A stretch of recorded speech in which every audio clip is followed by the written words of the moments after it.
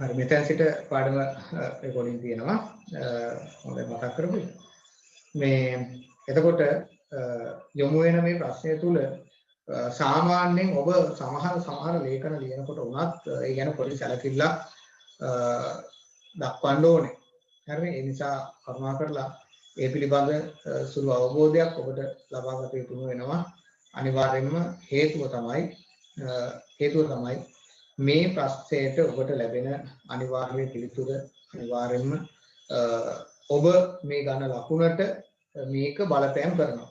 ඔබට එන අවසාන ලකුණට මේ පද බෙදීම කියන එක සම්බන්ධයෙන් බලපෑමක් තියෙනවා අනිවාර්යයෙන්ම. ඍජු ප්‍රශ්නයක එහෙමත් ඒකම වක්‍රාකාරයෙන් වෙන අනිකුත් ප්‍රශ්නවල ඒ ආකාරයෙන් මේ බලපෑම ඍජුව හා වක්‍රව ඔබට දැනෙනවා. ඒ නිසා මේ සම්බන්ධයෙන් අපි සාරාංශකරණයේ ටියුට් එකක් ඔබේ සමහර කොටසක් අධ්‍යයනය කරලා තියෙනවා. ඒකේ සුළු කරුණු කීපයක් සඳහන් කරලා දුන්නා. ඊට අමතරව තමයි මේ කොටස මම නැවත ටියුට් එකක් ලෙස ඔබට නිකුත් කරලා තියෙන්නේ සාකච්ඡා කිරීම සඳහා. බලාගෙන යමු අපි සිංහල භාෂාවේ පද බෙදීම කියලා මාතෘකාව දීලා තියෙනවා. එතකොට සිංහල භාෂාවේ පද බෙදීම කියන එක ගත්තාම මුලින්ම අපිට හම්බ වෙන ලේඛනයේ මේ කියන කාරණාව තමයි සිංහල භාෂාවේ ක්‍රියාපද නාමපද හා නිපාත පද. කියන මොනවාද?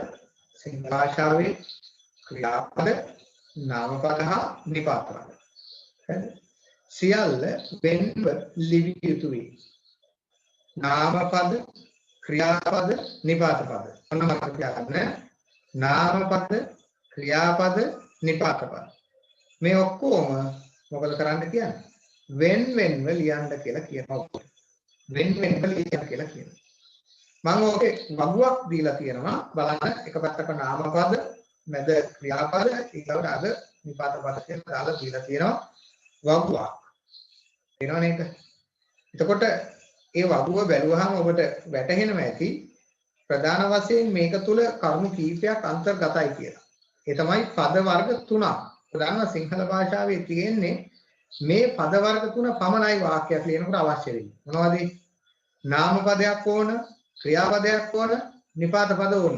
මෙච්චරයි නාමපද, ක්‍රියාපද, නිපාත පද මේ ටික පමණයි ඕන. මොනවා කරන්නද? සිංහල භාෂාවේ වාක්‍යයක් ගොඩනගා ගන්න. ඉතින් දැන් මේ ලියන ඒවා ඔක්කොම මේ අමතරව අවිපද කියලා කොටසක් අපි කතා කරනවා. ඒ කොටස පැත්තක තියලා මම මේ කියන්නේ. හරිද? ඒ කොටස ගැන කතා නොකරයි මේ කියන්නේ. එතකොට අන්නේ කොටස් වල අපිට වැදගත්ව හම්බ වෙන ප්‍රධාන අංශ තුනක් ගැන තමයි මේ තියෙන්නේ. එහෙනම් මොනවද ප්‍රධාන අංශ තුන නැවත බලන්න. ඒ තමයි එකක් නාමපද, අනික් එක ක්‍රියාපද, අනික් එක මොකක්ද? නාමපද, ක්‍රියාපද, නිපාත පද. මම හිතනවා ඔබ නාමපද කියන එක ගැන දන්නවා කියලා. නාමපද කියන එක ගැන ඔබට වැටහීමක් ඇති. නාමපද ඔබ නොදැන ඉන්න බෑනේ. ඒ ටිකේ නාමපද කියන කොටස තුල ලියාගෙන යන්න මෙන්න මේ ටික අලියා, ගවයා වගේ සතනාම දෙක තුනක් ලියන්න. ඊට මැතිවරණය වගේ මැතිවරණේ පත්තරය, ඡන්දය ඒ වගේ කීපයක් ලියන්න. එතන ලියුවේ 2යි, 4යි, 6යි, 8යි, 10යි, 11ක් ලියන්න පුළුවන්. ඒ ස්ථන මත. ඒ නාමපද ස්ථන මත ඔබට 11ක් ලියන්න පුළුවන්. ඉතින් 11 නේද? ඒ 11 ලියන්න ඉස්සෙල්ලාම බලන්න. හරි.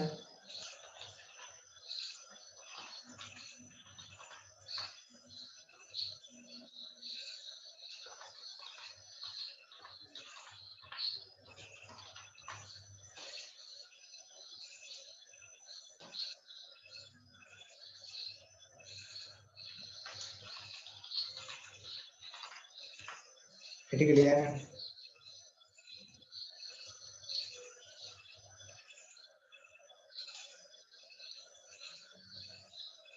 හරි. මොනවද තියෙන්නේ? එතන තියෙනවනේ එතන නාමපද ටිකක් ඔබට ලියන්න යන්න පුළුවන්. අලියා, ගවයා, මැතිවරණය, පත්තරය, ඡන්දය, පොත, මිනිසා, පුද්ගලයා වගේ කීපයක් ඔබ ලියන්න යන්න. ඒ ටික. හරි. ඒ ටිකේම කීපයක් ලියාගෙන යන්න. එතකොට ඒක සකස් කරගන්න පුළුවන්. එතන වගුව සම්පූර්ණ කරගන්න පුළුවන්. හරිද? වගුව සම්පූර්ණ කරන්න පුළුවන්. හරි. එතකොට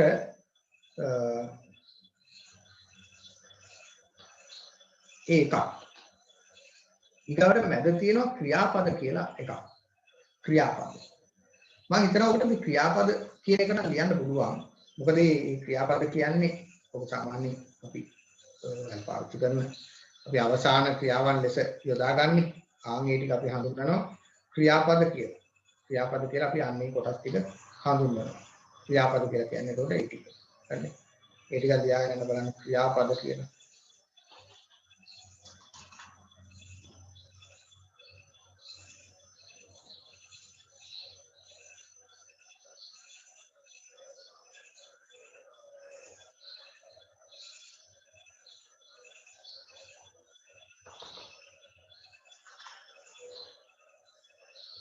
ස්ක්‍රීන් එක පොඩ්ඩක් ෂෙයා කරලා දෙන්න ඈ. දැන් හරි ස්ක්‍රීන් එක. ස්ක්‍රීන් එක ෂෙයා කරනවා කියන්නේ මේ ටියුටර් එක දාන්න බෑ. ඒක අනුගත කරගන්න දෙයක් නෑ. හරි. ඒක කරගන්න දෙයක් නෑ මට මේ ටයිප් කරලා දෙන්න ඕන. හදිසිය ඇති වෙන තත්ත්වයන් වලට එහෙම උසුම් ගන්න දෙන්නේ නැහැ. ඒක කලින් වුණා නම් විසඳලා තියෙනවා. ක්‍රියාපද ටිකක් අපි ලියාගෙන යනවා. යනවා යති කවර පිටක වචනයක් කියනවා ඒක උතුලින් හරි බලන්න යනවා යති කැමති කලියන්න කරති දුවති නටති නැටුහ ගියෝය මේ වගේ ටිකක් ඔබට ගන්න පුළුවන් මොනවා වගේද ක්‍රියාපද ලෙස කැමතිද කියාගෙන යන්නේ ක්‍රියාපදවල අතීත කාලයට කියන්නේ වර්තමාන කාලයට කියන්නේ අතීත කාලය සහ වර්තමාන කාලය ගලපලා ලියන්න එතකොට ඒක ප්‍රමාණවත් කියලා හිතන්න බලයි බලයි ඒ වගේ ලියන්න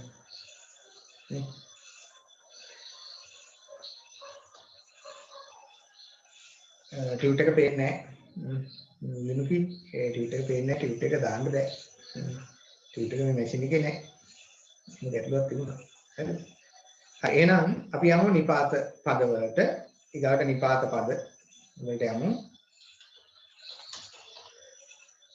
නිපාත පද ඉතින් නිපාත පද කියන්නේ ඔයාලා අර දන්නේ දැන් අපි කර්මකාරකයෙන් උගන්වලා තියෙන හින්දා ඔබ දන්නවා දැන් විසින් කියන්නේ නිපාතයක් වාක්‍යයක් ගොඩනගනකොට අපිට උපකාරී වෙන එක නිපාත වර්ග පද වර්ගයක් තමයි නිපාතයක් කියන්නේ නේ සාමාන්‍යයෙන් ඔබට වාක්‍යයක් ලියනකොට වාක්‍යයක් ගලපනකොට බොහොම පහසුයි නිපාත පදයක් ඒ තුලට අන්තර්ගත කරන්න වෙනවා තේරුණාද අන්තර්ගත කරන්න පුළුවන් සහ වෙනවා ඒ දෙක කරගන්න පුළුවන් ඒකම අන්තර්ගත කරන්නත් වෙනවා හරි දැන් මෙන්න බලන්නකෝ අම්මා අපි ලේසියෙන් කියන බලන්න ලියනවා බත් අම්මා කියනවා අම්මා හවස බත් කිව්වා මෙතන නිපාතයක් නේද කිව්වායි මෙන්න මේකේ තියෙනකොට නිපාත පද දෙකක් හරි මේ නිපාත පද දෙක මම වෙන් කරලා ලියලා තියෙනවා එක නිපාත පද වර්ගයක් තමයි මෙන්න මේ හවස කියන එක කාලය හඳුනන නිපාතයක් සමහර අය මේක දන්නේ නැහැ කාලය හඳුනන නිපාතයක් මේ තියෙන්නේ කාලය හඳුනන නිපාත පදයක් අද හෙට අනිද්දා පැයකින් තේරුණා හවස උදේ මොහොතකින් අන්නේ ඔක්කොම කාලය හඳුනන නිපාත පද මතක තියාගන්න කාලය හඳුනන නිපාත පද මේ වෙන් කරලා ලියලා තියෙනවා පේනවා ඊගාවට යයන් මෙන්න මේක අවසාන නිපාතයක් වාක්‍ය අවසානයේ යෙදෙන නිපාතයක් තමයි ය අකුර කියලා කියන්නේ පැහැදිලිද එහෙනම් දැන් ඔබට පේනම ඇති මේ වාක්‍ය ලියනකොට මම නිපාත පද දෙකක් පාවිච්චි කරලා තියෙනවා මම නිපාත පද දෙකක් යොදලා තියෙනවා මේ වාක්‍ය ලියනකොට පේනවද එහෙනම් මම නිපාත පද දෙකක් යොදලා තියෙනවා මේ වාක්‍ය ලියනකොට දැන් අපිට ඕනේ මෙතන වාක්‍ය ලියන්න නෙමෙයි නිපාත පද කීපයක් අපිට ඕනේ දැන් නිපාත පද ටික බලමු එනවා මොනවද නිපාත පද දැන් ලියන්න පුළුවන් ඔබට එතන ලිව්ව හැටි 1 2 3 4 5 6 7 8 9 10 11ක් ලියන්න පුළුවන් ඒක එයන අපි ටිකක් ලියමු 90 ඒ ගමන අනුව අපිට තේරෙනවා කියලා අපි කියන්නේ අන්න එහෙම මම මේක ලියන්න ඒකට ඔයාලට පේනවනේ එහෙත් කියලා ලිව්වේ එහෙත් තෙක් ඊගාවට තුරු පිනිස සඳහා අසන්නේ ගහන්න බෑ සඳහා ඔව් මේ දේවල් හෝ හා ඒවා හරි මේ කියතින් පොණිනවා හෝ එකත් හරි හෝ ඊගාවට හා එකත් හරි මෙන් උපමාවාචී නිපාත සේ පිළිවෙලනේ වගේ මේ ඔක්කොම උපමාවාචී නිපාත මෙන් ස වගේ ද හරිද මේ හැම එකක්ම නිපාත පද ගණයේ තමයි දැන් 1 2 3යි 4යි 5යි 6යි එළියුත් එක තියෙනවන්න ඔබට ලියන්න පුළුවන් මම තව විශේෂ එකක් ලියනවා මෙතන ඔයාලා වරද්දන එකක් මේ දෙකක් කරලා ලියන්න ඔයාලා ඌ කලින් කියන එක තනි පදයක් ලෙස ලියන්න කියලායි සම්මතයේ ලෙස දෙන්නේ සමහර පොත්වල මට මතකයි මම ටියුට් එක හදනකොට අධ්‍යයනය කරපු සමහර පොත්වල මේ ඌ කලින් කියන එක දෙකට කරන්න කියලා කියනවා නෑ එහෙම එකට කරන්න කියලා ඌ කලින් කියන එක ටයිප් කරලා දෙන්න දෙකට කරන්න ඒතර වැරදි තේරෙනවද ඌ කලින් කියන එක එකට එකතු කරන්න ඕන පදයක් කියලා කියනවා කියලා මොකද කරලා තියෙන්නේ දෙකට කරලා තමයි ටයිප් කරලා තියෙන්නේ එහෙම වෙන්නේ නැහැ මතක තියාගන්න ඌ කලින් කියන්නේ තනි පදයක් ලෙස පාවිච්චි කරන්න ඕන වචනයක් මේවා අපි කියනවා විශේෂ නිපාත පද කියලා නේද සාමාන්‍යයෙන් මේ වගේ පද අපි පාවිච්චි කරනවා ටිකක් අඩුයි වාක්‍ය රටාවක් තුළදී විශේෂයෙන් යෙදුවොත් හැර එහෙනම් මෙන්න මේ පද පුතේ මම දැන් පද වර්ග තුනක් ඔබට කිව්වා වාක්‍යයක් ගොඩනගනකොට උපකාරී වෙන්න ඕනේ පද වර්ග තුනක් මොනවද එකක් තමයි නාම පද අනික එක තමයි ක්‍රියාපද අනික එක තමයි නිපාත පද මොනවද නාම පද ක්‍රියාපද සහ නිපාත පද මෙන්න මේ වර්ග තුනම ඕනේ අපිට නිවැරදි වාක්‍යයක් ලියන්න නම් මේවා වාක්‍යයෙන් වාක්‍යයට අපි වෙන් වෙන්ව තමයි ලියන්න ඕන මතක තියාගන්න කලින් අකුරට කලින් වචනෙට මේ පද වර්ග තුනෙන් එකක්වත් අපි එකතු කරන්නේ නැහැ. ඔන්න කිව්වා මොනවද? නාම පද, ක්‍රියාපද සහ නිපාත පද එකට එකතු කරලා ලියන්නේ නැහැ. පැහැදිලිද? එහෙනම් මම හිතනවා ඒ කොටස ඔබට සම්පූර්ණ කරගන්න පුළුවන් වෙන්නට ඇති කියලා. කවුරු හරි කෙනෙක් අතේ ටියුට් එක නැත්තම් තේරුණාද? ටියුට් එක නැත්තම් මේ අපි කතා කරන්නේ එක අංක දාලා තියෙන්නේ මම අංක 1 කියන්නම්.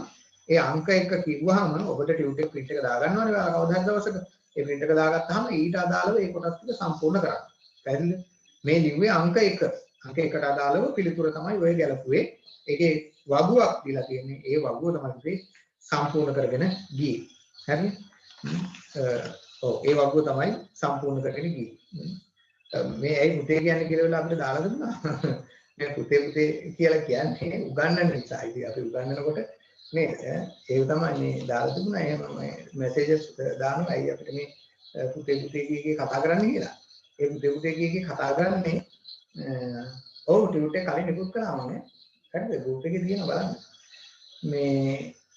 මේ පුතේ කී කතා කරන්නේ අර උගන්වනකොට ඒකකින් පාවිච්චි වෙනවා. ඒකයි ඒ. හරිද? ඒක නිසා මේ මහන්නේ. ඔව් ඒ තමයි මට සමහර මැසේජස් දානවා මේ පුතේ කී කතා කරනකොට අපිට නුහුරුයි කියලා. ඒ කියන්නේ ඒ මන් දන්නේ ඇයි කියලා. හරිද? එහෙම එකක් නැහැ. හරිද? එහෙම මේ ඒකෙන් නෙමෙයි අද ඔයාලා WhatsApp message දාලා දෙන්නේ. නේ?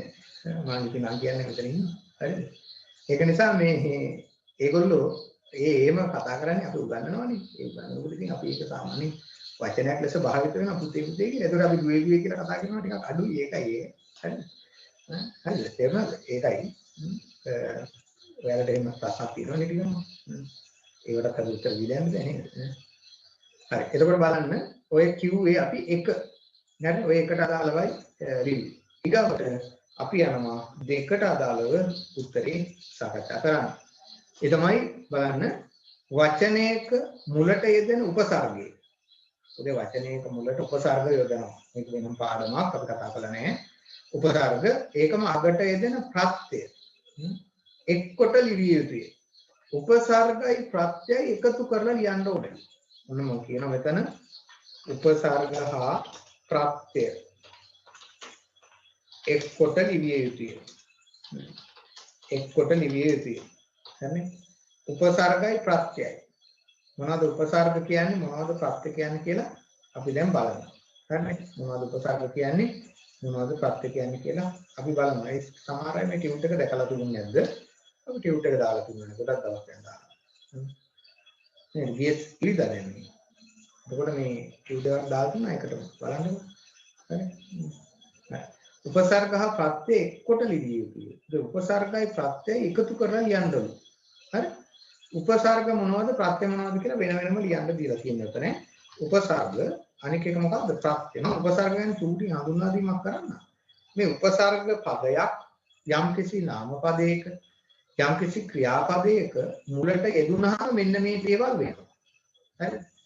උපසර්ග පදයක් යම්කිසි ක්‍රියාපදයක හරි නාම පදයක හරි මුලට යෙදුනහම මෙන්න මේ දේවල් වෙනවා. මතක තියාගන්න.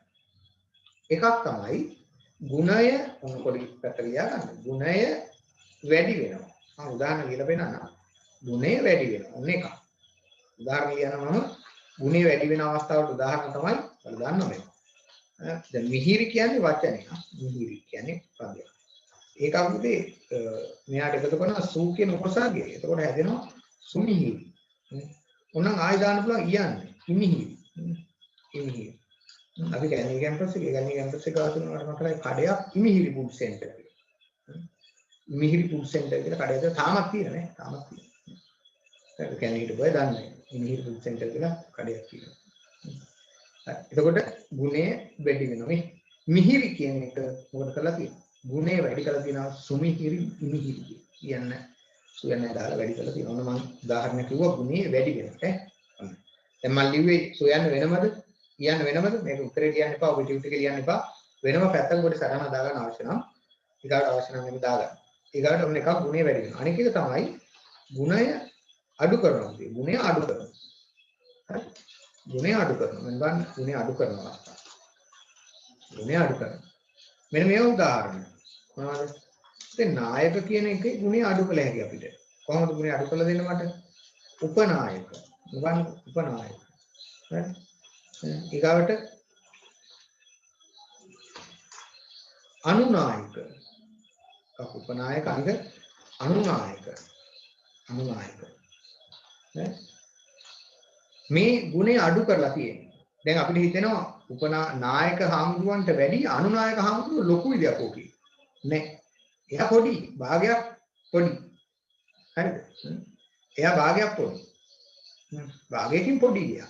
නායකයට උපනායකයා අඩුයිනේ. භාගයක් අඩුයිනේ. ඒ වගේ තමයි. නායක කියන එකට අනු කියන්නේ උපසර්ග පදයක් භාගයක්ම අඩු කරලා දෙනවා. හරිද? භාගයක්ම අඩු කරලා දෙනවා. ඊගාට පුතේ ගුණය විරුද්ධ කරනවා. මම එනවා ඔයාලා මට මෙසේජ් කරන එකට. හරිද? එතෙන් තමයි යන්නේ. හරි. ඒ තමයි ගුණය මොකද කරන්නේ? ගුණය විරුද්ධ කරනවා. හරි. ගුණය විරුද්ධ කරනවා. කිරීම කියලා කියන කොහොම ගුණය විරුද්ධ කිරීම. මෙන්න බලන්න උදාහරණ. ගුණය විරුද්ධ කරන අවස්ථාවලට උදාහරණ. මට මේ දහර දාලා දුන්නා මිහිරි තව කෙනෙක් දාලා දුන්නා කියන එකට අමිහිරි කියලා දාන්න පුළුවන් කියලා. අමිහිරි. හරිද? මිහිරි අමිහිරි. තව නම හොයාගන්න බැරි කෙනෙක් දාලා BAMTMP කියලා අංකයක් තියෙනවා. හරිද? මිහිරි අමිහිරි. යම මිහිරි කියන්නේ පිටේ හොඳයි වැටෙනවා. අමිහිරි කියන්නේ. ඊගාවට මම තව වචනයකට දෙන්න පෙන්නන්නකෝ. මගුල්. මගුල් දන්නවනේ මොකටද මේ මගුල් ඊගාවට ඒකට දානවා අපි අව මගුල් ඒ ගුණය අඩු කරලා නේ විරුද්ධ කරලා තියෙනවා තේරුණා ගුණය විරුද්ධ කරලා තියෙනවා ඔව් පිරිසිදු කවුද දෙන්නේ පිරිසිදු උන්වලා දිනවා පිරිසිදු අපිරිසිදු පිරිසිදු අපිරිසිදු ලස්සන අවලස්සන හරිද බල පබල සජින් දාලා දෙනවා බල පබල කියන එකේ ගුණය මොකද වෙන්නේ එතෙන්ටත් අපි යනවා සාමාන්‍යයෙන් කියනවා උපසර්ග පදයක අර්ථ තුනයි දෙන්නේ කියලා. මෙන්න මේ අර්ථයක් දෙනවද මතක තියාගන්න. ඒ තමයි අර්ථය අනුවම පවතිනවා. අර්ථය අනුවම පවතිනවා. කියන්නේ පොඩ්ඩක් වචනේ හැඩ වෙනවා විතරයි. බල කියන එකට ප්‍රදාන ප්‍රබල වෙනසක් වෙලා නැහැ. තේරුණාද කියන්නේ? අර්ථය අනුවමයි තියෙන්නේ. ඒ වගේ අවස්ථාවන් වල සමහර වෙලාවල් වලට අර්ථය අනුවම පවතින උපසර්ග පදක් තියෙනවද මතක තියාගන්න. ධන සුධන කියන්නේ ගුණය වැඩි කරන අවස්ථාවක් නේ. ධන යහපත් ගැන ඒකේ දුදන දාපුවාම සතිනේ මොකද වෙන්නේ? අනුවන වෙනවා. දුර්ගණිය වෙන එක විරුද්ධාර්ථ ධනවා. ධන කියන එකට සු දාපුවාම ගුණේ වැඩි. ගුණේ වැඩි කරලා ඉන්නේ. සු කියන උපසර්ගය හැම වෙලෙම ගුණේ වැඩි කරනවා. සුදු සුසුදු. තේරුණාද? පිරිසිදු සුපිරිසිදු. ඒ වගේ අපිට සූ දාලා ගන්න පුළුවන්. ඒකට ගුණය වැඩි කරලයි දෙන්නේ යනවද මතකේ තියාගන්න. තේරුණාද? ගුණය වැඩි කරලයි ඒ දෙන්නේ. අපි යනවා මේකට දැන් උඩ තියනවා කියන එක අපිට අමතරව ටිකක් පියාගෙන යන්නේ මොකද බලන්න. හරි. ලියන්නකෝ උපසර්ග ටිකක් එහෙනම් දැන් මෙන්න මේවා අති විශේෂ. අති විශේෂ ගැස නිවේදනයක් මගින් මෙන්න මෙහෙම කියනවා කියලා කියනවනේ අති විශේෂ. වල දැකලා ඉන්නේ සමහර වෙලාවල් වලට මේක දෙකට කඩලා ලියලා තියෙනවා. ඒක බෑ. හරිනේ? එකට ලියන්න ඕන කියලා කියනවා. එතකොට තව එකක් තමයි දැන් අපිට උපසර්ගය තව එකක් ලියන්න පුළුවන්. දැන් මේ දවස්වල වැඩිපුර කතා වෙන එකක් අනුකමිටුව. අනුකමිටුව. දැන් අර අනුනේ දාලා තියෙන්නේ. අනුකමිටුව. ඊගාවට විදේශිකයන් හඳුනන පාවිච්චි කරන වචනය තමයි පරදේශ. ඒකම අපේ රටේ අය හඳුනන පාවිච්චි කරන වචනය තමයි ස්වදේශ. තේරුණාද? ඊගාවට මූර්තිය කියන එකට ප්‍රති කියලා දාන්න පුළුවන්. තේරුණාද? මූර්තිය කියන එකට ඕනනම් අපිට දාන්න පුළුවන්. මේ මූර්තිය කියන උපසර්ගයක් නැති පදයක්. තේරුණාද? මේකට ප්‍රති කියන උපසර්ගය දාන්න. ප්‍රතිමූර්තිය තමයි පිළිරුව කියලා අපි කියන්නේ.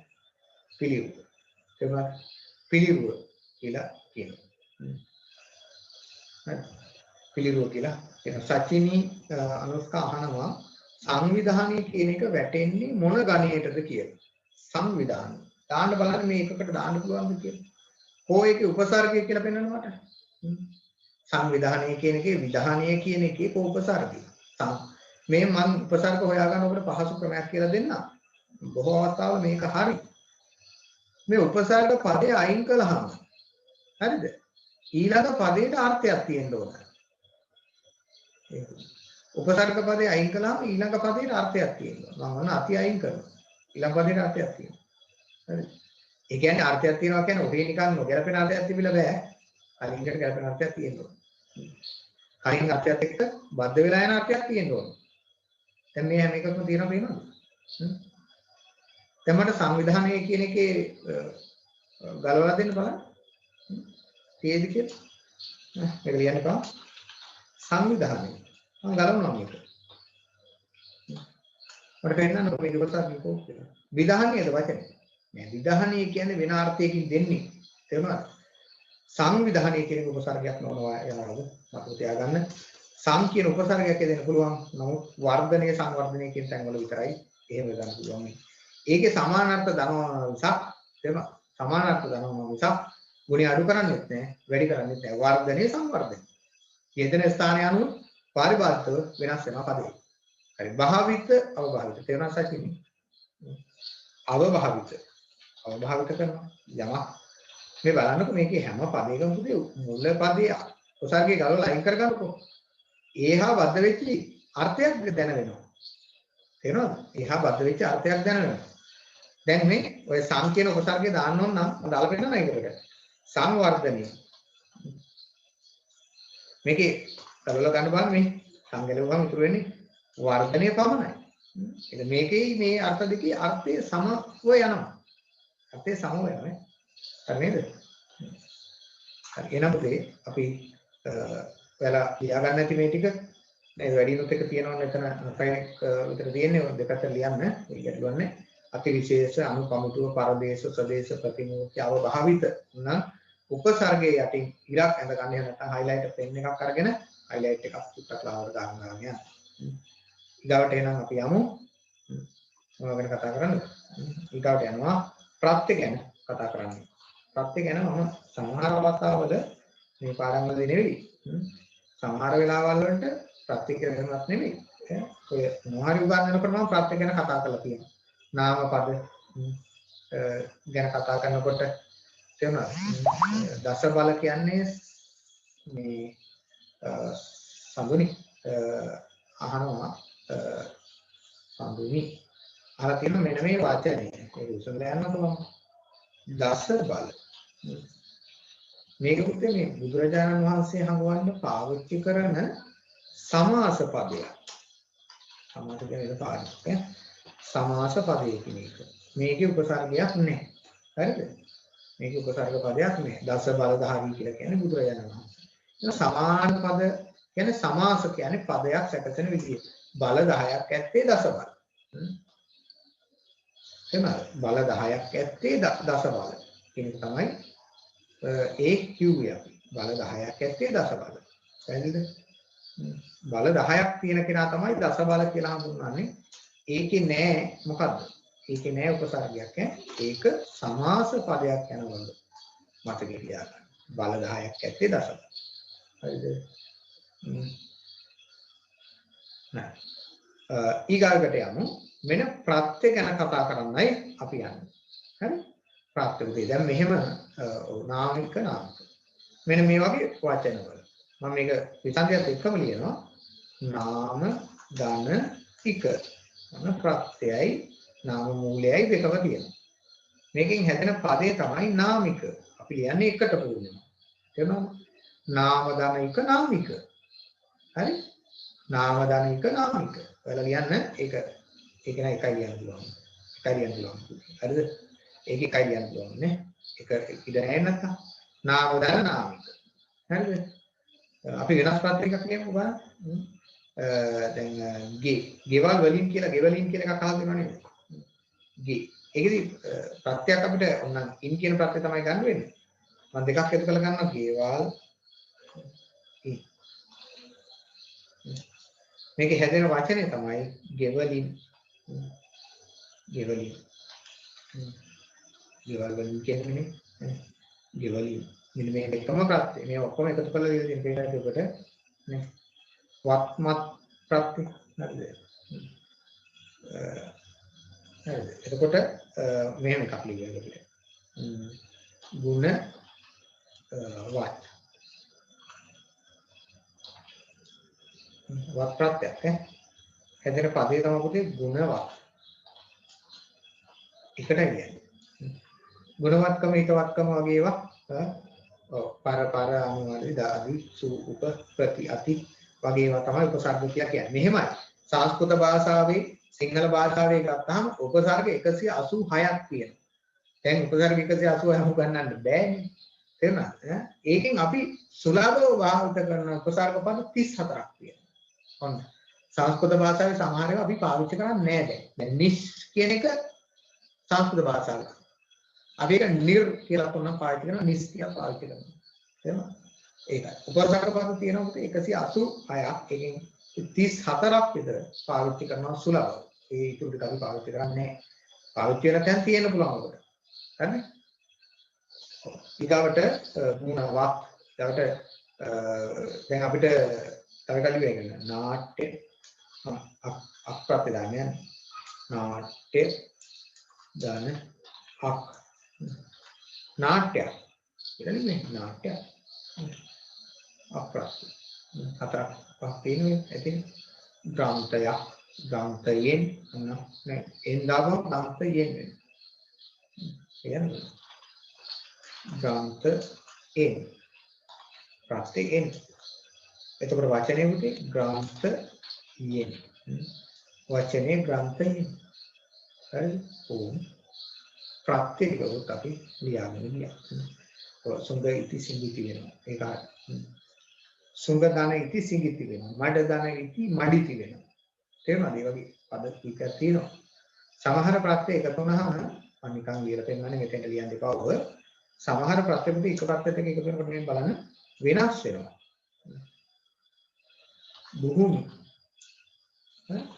ධන එක. එතකොට සමහර අය හිතනවා භූමි ධන එක භූමිකද දන්නේ කියලා. නෑ මේකෙන් ඇදෙන්නේ මොකද්ද? බහුමික කියන පදේ. මොකද එන්නේ? බහුමික. බහුමික කියන පදේ. ලෝක ධන එක ලෞකික කියන පදේ හැදෙන්නේ. ලියන්න එපා මෙතෙන්ට. පැත්තකට නම් පොඩි සටහනක් දාගන්න මේකට. ලෝක ධන එක ලෞකික. ලෝක ධන එක ප්‍රත්‍ය. මොකද එදින වචනේ ලෞකික. එදින ලෞකික. හරිද? ඒ වගේ අපිට පද කීපයක් තියෙනවා වෙනස් වෙලා හැදෙන. හරිද?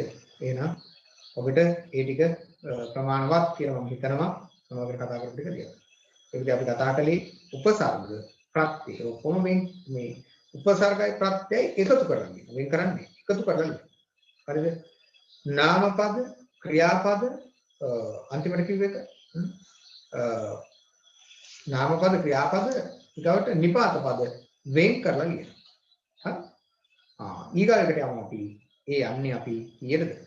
ඒ යන්නේ අපි තුන්වෙනි අංකයට. අංක 3ට යන්නේ. මල ධනසුන මලසුන කියන එකේ ඒක විසන්ධි පදයක්. තේරුණා? අසුන කියන එක ඒක ප්‍රත්‍යක් නෙවෙයි. හරිද? මේක ප්‍රත්‍යක් නෙවෙයි. මල ධන අසුන මේක විසන්ධියක්. ඒක පදේ හැරෙන්නේ මලසුන කියලා. මේකෙන් වෙන්නේ මෙන්න මේ අකුර ලොක් වෙන එක. හරිද? ලොක් වෙනවා කියන්නේ නොකියවා හරිනවා කියන එක. මලසුන කියලා හැදෙන්නේ මේ අනුව. කියන්නේ මේක සංදි ක්‍රමයක්. මේ අකුර නොකියවා මම තව කෙනෙකුට මේක කලියට පෙන්නන ගුරු ධන උතුමා. ගුරු උතුමා. අපි උතුමා කියන වචනේ පාවිච්චි කරන්නේ පාවිච්චි කරන්නේ ගුරුතුමා. ගුරුතුමා. මේවා සංදි උපසර්ග නෙවෙයි මේ ප්‍රත්‍ය නෙවෙයි මේ සංදි පද. වෙනම කතා කරලා ඉති. ගුරුතුමා. හරිද? හරි. ඊගා බලන්න සංඛ්‍යා ශබ්ද ලිවීමේදී පහත ක්‍රම අනුගමනය කරන්න කියලා කියනවා. හරිනේ? සංඛ්‍යා ශබ්ද ලියනකොට 50ක් 60ක් ආපයන කපලිය දාන්න. මේ කතා කරන්නේ අපි තුන්වෙනි එක ගැන. මෙන්න මේ වගේ වචන පුතේ. කොහොගේ වද 50ක් කියන එක එකට ලියන්න. ආපයන වෙනස් කරන්න බෑ. හරිද? එතකොට 250කට 250කට 600කට 600ක් වටින. හරි. හල්කයන්. එතකොට තුනේ බෙදෙන සංඛ්‍යා. තුනෙන් බෙදෙන සංඛ්‍යාව කියන්නේ. එනවා කියනවා. මේ වචනේ මෙතනින් වෙන් කරන්න එපා කියලායි මේ කියන්නේ. මෙහෙම කරන්න එපා. එහෙනම් මෙහෙම වෙන් කරන්න එපා. මෙයාට ගාවල ලියන්න. මෙයා එක වචනයක් ලෙසයි ගණනය වෙන්නේ. මෙයා එක වචනයක්. මෙයා එක වචනයක්. තේරුණා? පැහැදිලි? හරි. එතකොට අන්න එතන දීලා තියෙනවා. ඒක පුතේ හතරවෙනි එකට තියෙනවා. මේ කිව්වේ මම තුන ඒක හතරල මේ හතරට කියන්නේ. මේ හතර 50ක් 250කට 600ක් කියන වචන ලියනකොට එකතු කරලා ලියන්න. අකුරු දෙකක් යදනවා නම් ඒ අකුරු දෙක එකතු කරලා ලියන්න. ඒකයි මේ කියන්නේ. ඒ අකුරු දෙක එකතු කරලා ලියන්න. සංඛ්‍යා දෙක වරම දාලා දෙනවා. ඒ අකුරු දෙක එකතු කරලා ලියන්න කියලා කියන්නේ. දැන් යනවා. ඒක ලේසි එකක් නේ. දැන් යනවා අපි තුන්වෙනි එක කතා කරමු. මේකෙදි මම කරුණු දෙකක් දීලා තියෙනවා මේ තුන්වෙනි එකේ. මොකක්ද මේ දීලා තියෙන කරුණු දෙක බලන්න ඉස්සෙල්ලා. සංඛ්‍යා ශබ්ද ලිවීමේදී පහත ක්‍රම අනුගමනය කරන්න. සංඛ්‍යා ශබ්ද. හරි? සංඛ්‍යා ශබ්ද ලියනකොට මෙන්න මේ පල්ලෙහා ක්‍රම අනුගමනය කරන්න කියලා කියනවා. අතීතයේදී භාවිත වූ ක්‍රමය. මෙන්න මේ දෙකක් දීලා තියෙනවා. අතීතයේදී මේ විදිහට පාවිච්චි කරා කියලා. අතීතයේදී භාවිත වූ ක්‍රමය.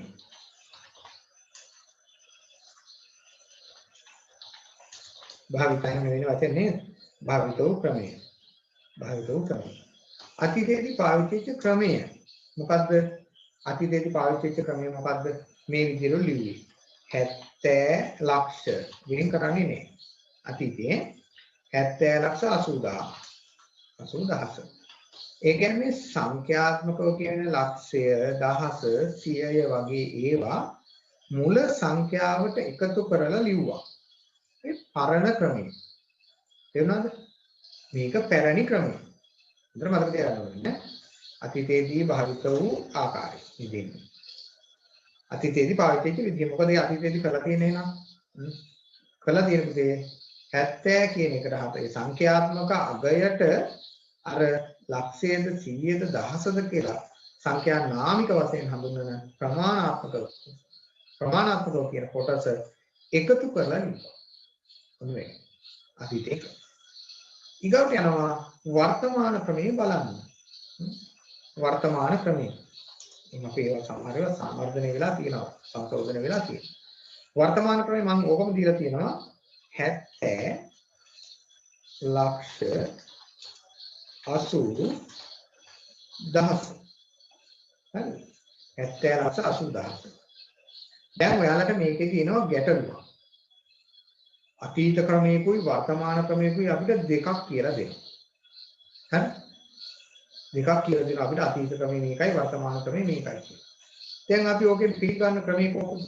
අතීත ක්‍රමයේද වර්තමාන ක්‍රමයේද? ප්‍රායෝගික ක්‍රමයේ පුතේ වර්තමාන ක්‍රමය. ප්‍රායෝගිකව කියන්නේ ප්‍රායෝගිකව යෙදෙන්නේ වර්තමාන ක්‍රමය. ප්‍රායෝගිකව යෙදෙන්නේ. ඒ තමයි මේ වර්තමාන ක්‍රමය කියන්නේ. හරි? ප්‍රායෝගිකව යෙදෙන්නේ වර්තමාන ක්‍රමය. අර අතීත ලිඛිතව තීච්ච කාරණාව තමයි මම කිව්වේ මේක සංඛ්‍යාත්මක අගයට සංඛ්‍යා නාම එකතු කරලා ලියනවා. මේක තමයි මූල ක්‍රමය. මම ඒකට අමතරව තව කාරණාවක් ඔබට කියලා තියෙනවා. ප්‍රායෝගිකව යෙදෙන මේ කාරණාවට අමතරව තව කාරණාවක් මම ඔයාලට ටිකට් එකේ යටින් කියලා තියෙනවා. බලන්න මොකක්ද කියන්නේ කියලා. මේ වැනි අවස්ථාවල ඔබට ලබා දී ඇති ඡේදයේ ආකාරය නිරීක්ෂණය කිරීම වඩාත් සුදුසු වේ. මේ ටික පුතේ අනුවම කතාහන්න මගේ පසුත්තර දෙනවාට වැඩ ගුණවා ඉන්න. එතකොට අතීතයේදී භාවිත වූ ක්‍රමයේ අනුව මේ ක්‍රමය අනුගමනය කරන්න කියලා කියනවා. 70 ලක්ෂ 80,000. එකට එකතු කරලා ලියන්න. දෙවෙනියට ලියන්නලු සාමාන්‍ය වර්තමාන ක්‍රමය තමයි මොකද්ද? වර්තමාන ක්‍රමය තමයි 70 ලක්ෂ 80,000 කියලා ලියන්නේ. මෙන්න මේක තමයි ප්‍රායෝගික භාවිතයේ වර්තමාන ක්‍රමයේ ආවද මතකේ තියාගන්න. නේද? ප්‍රායෝගික ඔබට මතක ඇති ආකාරාදී පිළිවෙල ගැන කතා කළා අපි මේක පිටසක් හිටියා. ඒ ආකාරාදී පිළිවෙල ගැන අපි කතා කරනකොට ඒකෙදි මම ඔයාලට කිව්වා මේ ආකාරාදී යෙදෙන්නේ අපි ප්‍රායෝගික අපි මොකුත් කියන්නේ නැතුව යවුවොත් ඒක වර්තමාන ක්‍රමයේ අනුව ප්‍රායෝගිකව ලියන විදිහ. එහෙම නැත්නම් සුමංගල ශබ්දකෝෂය කියලා අපි වෙන් කරලා යවුවොත් ඔබට සිදු වෙනවා ඒකේ ඒ ක්‍රමය අනුගමනය කරලා ලියන්න. එහෙම නැත්නම් මේ පොදුවේ අපි සාමාන්‍යයෙන් පාවිච්චි කරන ක්‍රමය තමයි මේ ඔබට උගන්වන්නේ. හරි? ඒ නිසා දැන් ඔබට පද බෙදීම කියන ඍජු ප්‍රශ්නෙට පිළිතුරු ලියන අයට පද බෙදීම කියන ඍජුව එකට උත්තර ලියන අයට ඒගොල්ලන් ප්‍රායෝගික ක්‍රමය තමයි භාවිත කළ යුත්තේ කියලා මට කියනවා. එතනද ප්‍රායෝගික ක්‍රමය තමයි ඒගොල්ලෝ භාවිත කළ යුත්තේ. හරි? ඕනි වෛද්‍යසිංහ වගේ අහනවා අනුවම මම පමණක්ම හරිද? උපසර්ගයන් නිසා හරි. ඒක අපි කතා කරන ඉස්සරහට. හරි? ඒක අපි ඉස්සරහට කතා කරන අවධාරණාර්ථයේ පුතේ. විපාක පදයක් ඕක. ඔබම එන්න. මේ තියෙන මම දීලා. හරිද? ඔබම එන්න. අපිට අයිගාවට තියෙන කතා කරන්නේ. ම ද දී ය නිපාත මුල් පදයෙන් කියලා හදන්න. එතන වෙන් කොට ලිවිය යුතුය. පද එන කියලා තියෙන්නේ. මුල් පදයෙන් වෙන් කොට ලිවිය යුතුය. මොනවද? මෙන්න මේ නිපාත පද ටික. මේ කතා කරන්නේ අපි පහ. කතා කරන්නේ පහ. පහ තමයි මේ කතා කරන්නේ. ව මෙන්න මේ පද ටික වෙන් කරනවලු ම ඊගාවට ද දී ඊගාවට ය කියන පද මේ ඔක්කොම නිපාත පද. අපි කලින් කතා කළා නිපාත ඔක්කොම වෙන් කරනවා කියලා. මේ ඔක්කොම වෙන් කරන්න ඕන. තේරුණාද? එතකොට මෙන්න මේවට කියන අපි මොනවා කියලාද? නිපාත පද. නිපාත පද වෙන් කරලා ලියන්න ඕනේ. මෙන්න මතක එකක් තියලා තියෙනවා දුක්පත්ව. තව ටිකක් ලියාගෙන යමු. ඉස්සරහින් යන මත ලියන්න. දුක්පත්ව ක්‍රමවත්ව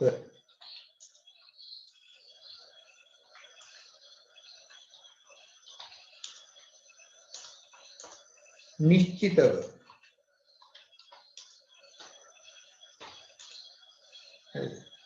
පොහොසත්ව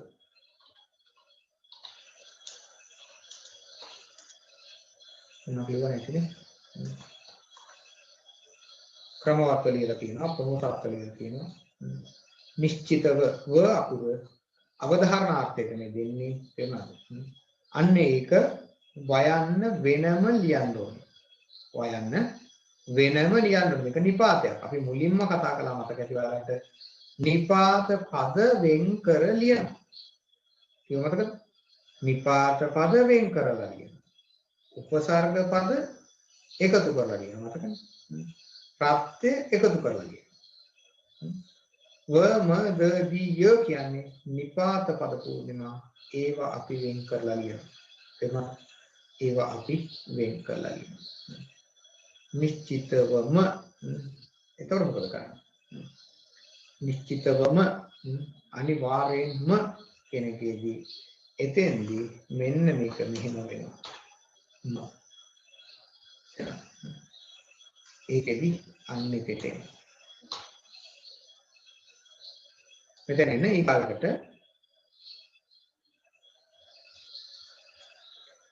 ඊළඟට එන්න.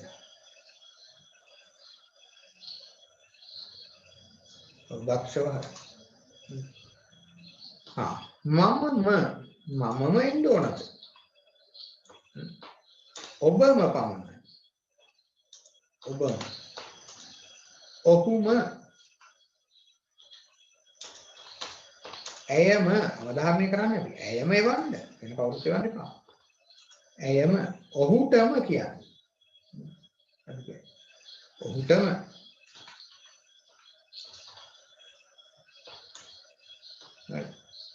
මමම ඔබම ඔහුම ඇයම ඒවා ඔක්කොම ම අකුර අවධාරණාර්ථ නිපාතයක් කෙනෙක් අවධානය කරනවා ඔබම ඉන්න ඔබම ඔහුටම දෙන්න ඔහුටම දෙන්න ගියාම වෙන වෙන අයට දෙන්න බෑ එයාට විතරයි දෙන්න පුළුවන් ඔබම ඉන්න ඔබම යන්න ඇයම ඒවා ආන් ඒ වගේ තැන්වල අවධාරණය කරනවා එයා විතරමයි කියන අර්ථයක් ඒකට එයා විතරමයි වන්න පැහැදිලිද ම කියන්නේ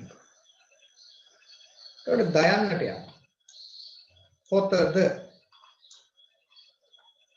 මේ වගේ තැන් බලන්න ඕනේ ගස ද මල ද වැල ද ඔය හැම තැනකම දයන්න වෙන වෙලා හරි ඉර ද හඳ ද තරු ද මේක මේ දකාරය අයින් කරාම මේ දකාරය අයින් කරපුවාම මේ පද පුතේ සමාස පද වෙන්නේ ද අයින් කළොත් ඉරහඳ එකට ලියන්න ඕනේ ඉරහඳ ඉරද හඳද කියන එක ඉරහඳ මෙතන අපිට දකාරය දාන්න නිසා අපි වෙන් කරනවා ගසද මලද වැලද ඕන එකක් ලියන්න එතන ඕන එකක් ලියන්න අර තම එකට එකතු කරලා ලියන්න ඕනේ පොතද ගසද මලද වැලද ඉරද හඳද තරුද අහසද පොළවද ඒ වගේම අපිට තියෙනවා. හරිද? මේක මෙච්චරයි මතක තියාගන්න ඕනේ. නිපාත ලෙස යෙදෙන වයන්න මයන්න වමද දීය වෙන් කරනවා. මොනවද වෙන් කරන්නේ? නිපාත ලෙස යෙදෙනවා නම් වමද දීය ඒවා වෙන් කරනවා. වෙන් කරලා ලියනවා. අනේ වමද දීය කියන්නේ මොකද? වයන්න මයන්න දීයන්න දයන්න දීයන්න ඈ වමද දීය වෙන් කරලා ලියන්න ඕනේ. මොනවද කියන්නේ? ඊගාට කියනවා අවධාරණාර්ථයට පාසලේදී ස්ථානවලදී ගමේදී කාර්යාලයේදී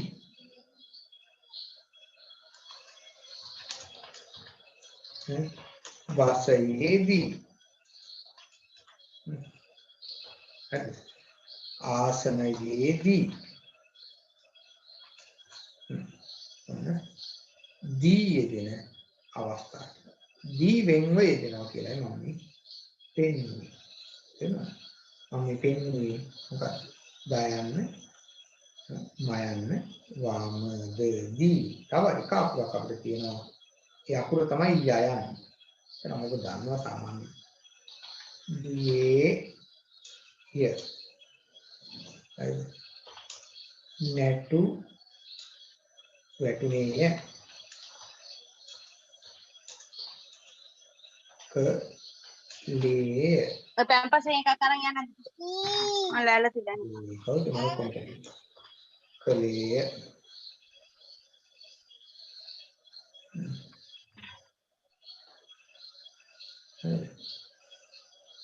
කලේ හරි වැටුනේ ගියේ දැනට අකට නැටුවේ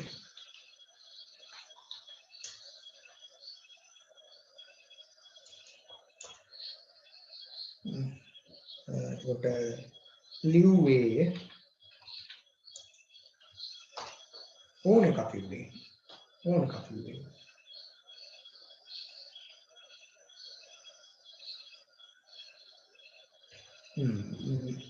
ධනුෂ්ක දී අකුරට පස්සේ එන ද පුළුවන් කුඹුරේ දීද දී යන දැන දෙක වෙන්නේ නෝ කුඹුරේ දීද විපාද පද දෙකක් විපාද පද කොළම විලේකවත් එකතු කරන්නේ මලේ හරි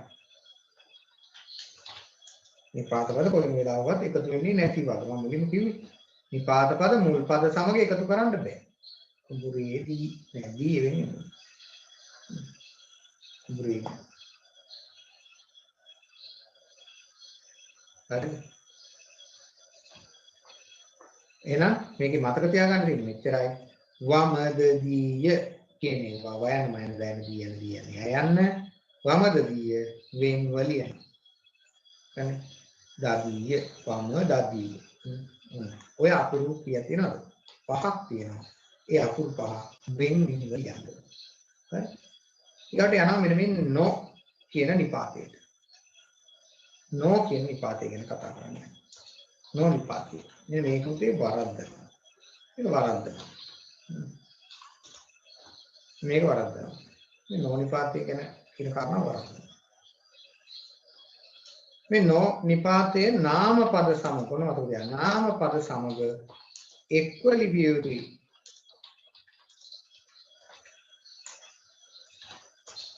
එක්ව ලිවිය යුතුයි. නාම පද එක්ක එකතු කරලා ලියන්න. එහෙනම් නාම පදත් එක්ක එක්ව ලියන්න. නාම පදත් එක්ක එක්ව ලියන්න. නෝ නිපාතේ. ඒ කියන්නේ ඔතන දීලා තියෙන උදාහරණ ටිකක් එලි ප්‍රමාණ මම හිතන්නේ වටහා ගන්න. නොමිනිස්. උපසර්ග තමයි. නෝ කියන උපසර්ගයක්. නෝ මේ නෝ කියන එක නිපාතයක් ලෙස සලකලා මේ කියන්නේ. එම නොහොඳ නෑ නොහොඳ දීලා තියෙනවා නොහොඳ සංයෝගය නේ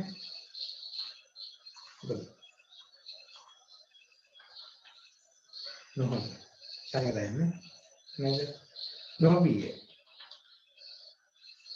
බෑ නොබිය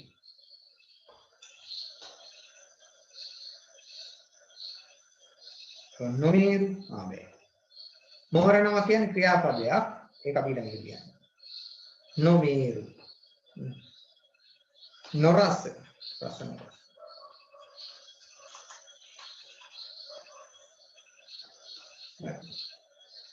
ඒක පමාකේ සමානවත් ඒකේ කරුණ වටහා ගන්න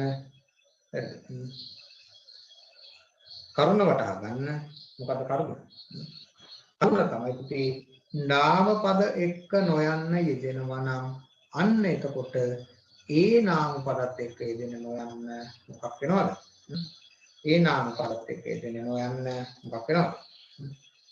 එකට එකතු කරලා ලියන්න. ක්‍රියාපදත් එක්ක ඔන්න වරද්දක්.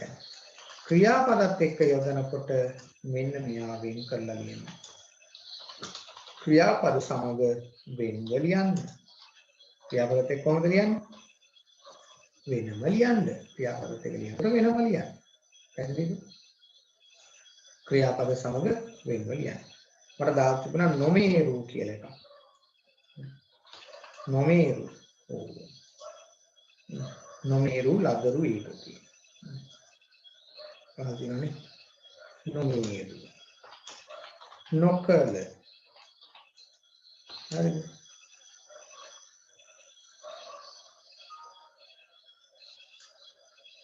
තව නොමල. නොමල කියකින් අරමුණක් ගේන්න කිව්වද? නොමල. නොමේරු නොකල නොමල. ඊගාවට නොවිඳි. සංයක තියන්න නොවිඳි. විඳිනවා නොවිඳිනවා. හරි. ඒක තියෙනවා ඇති. නොබලයි එහෙම කියන්නේ. නොබලයි. හරි. නොයයි. ඔන්නෝනි පද වෙන්ව ලියන්න නොයන්නත් එක ක්‍රියාපද නොයන්නත් එක වෙන් කරලා ලියන්න. නාම පද නොයන්නත් එක එකතු කරලා ලියන්න. නොවරදව හරි. නොගිය හරි. නොවෙන් කලියන්න. නොවරදව නොගිය දාල්දින් මට දාල්දින්. ඒක හරිය. හරි. ඊගවට මෙන්න මෙහෙම එකක් කියනවා. අවධාරණයේ සඳහා. දිත්ව යෙදෙන ඇතැම් වචන වෙන් කොට ලිවිය හැකියි. මේ මෙතන දියති අමු අමු වේ. මේ අපි කතා කරන්නේ 8. කතා කරන්නේ 8.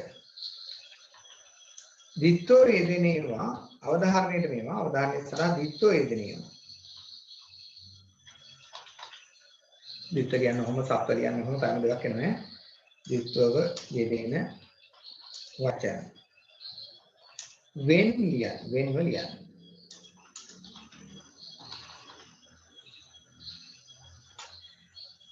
ලියන්න.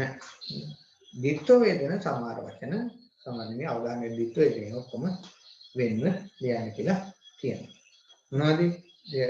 වෙනම ලියන්නේ එකක් තමයි අපිට ලිව්ව හැකි මෙතන දීලා තියෙන එකක් උණු උණු වී කියලා. උණු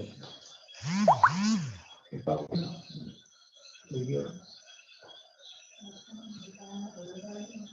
apa lagi no?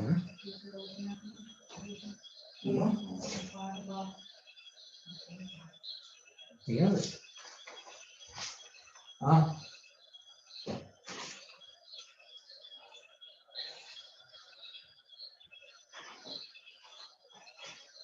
Dengar ya. Kita බලන්න උණු උණුයි. ඊට ගැහි ගැහි හීතලේ ගැහි ගැහි කියන.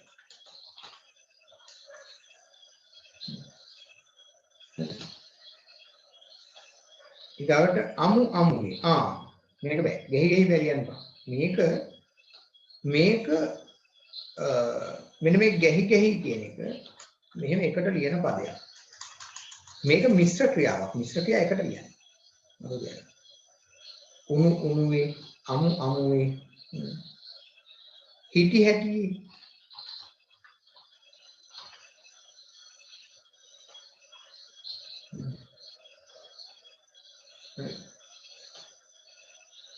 ඒ වගේ උණු උණුවේ අමු අමුවේ හිටි හැටි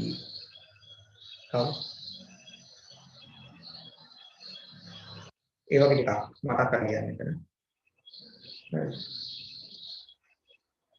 මේකේදී මතක තියාගන්න ඕනේ මේ අවධාරණාර්ථය දෙනවා නම් මේ පද දෙක ද්විත්ව වෙන පද දෙක කොහොමද ලියන්නේ? වෙන් වෙන් ලියන්න. ඊකට යනවා අපි 9 වෙනි එකට. 9ට යනවා. ග්‍රාම නාම බහුතරව එක්ව යෙදුණත් ඇතැම් ග්‍රාම නාමයන් භාවිතයේදී වෙන් කර ලිවිය හැකියි. සාමාන්‍යයෙන් අපි ග්‍රාම නාම ලියන්නේ කොහොමද? මොකද විද්‍යාර්ථීන් එකට ලියන අවස්ථා ටික මොනවද? අනුරාධපුරයේ ග්‍රාම නාමය ගැන බලන්න. ග්‍රාම නාම.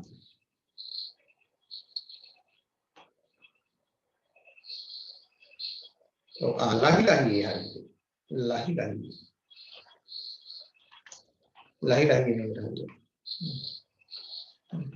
අගිනි ගිනියේ කරේ තියෙන ගිනි හැබැයි අකුරු වැරදිලා. ගිනි මොකද දෙන්නේ නැහැ ගිනි කියන්නේ. ඒ දැසෙන සිලි ඔය තියෙන වචන. සිලි ඔය තියෙන. සිලි.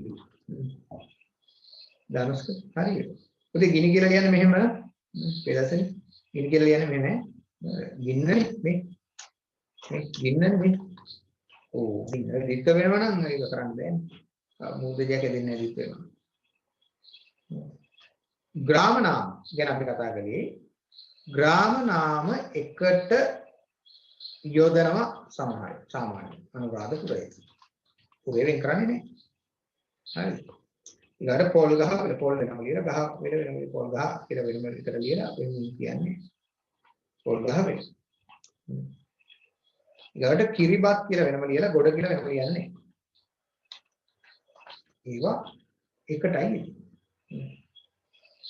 එක ලියන අවස්ථා ටිකක් ඕන ලියලා. හැබැයි සමහර ඒවා භාවිතේ නිසා වෙන වේදේ සමහර වචන භාවිතයෙන් තම වෙන් වෙලා ඉන්නේ.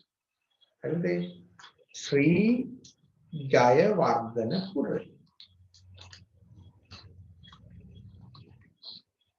ශ්‍රී ජයවර්ධනපුර. උතුරු කොළඹ. ඔය කොළඹ හඳුන්වන ස්ථාන ගණනාවක් තියෙන. උතුරු කොළඹ, මැද කොළඹ. තේරුණාද? එහෙම කියලා අපි හඳුනන්නේ ඒව හැම තැනකම ඉදින්නේ වෙනම වචනයක් භාවිතයක් එක්ක. එගොඩ කැලණි කියනවා. එගොඩ කැලණි. එගොඩ කැලණි. තලයි මන්නාරම. තලයි මන්නාරම. තලයි මන්නාරම. ඒ වගේ භාවිතයත් එක්කමයි ඇවිල්ලා තියෙන්නේ මතක තියාගන්න. හරිද? භාවිතයත් එක්කමයි ශ්‍රී ජයවර්ධන කියන්නේ.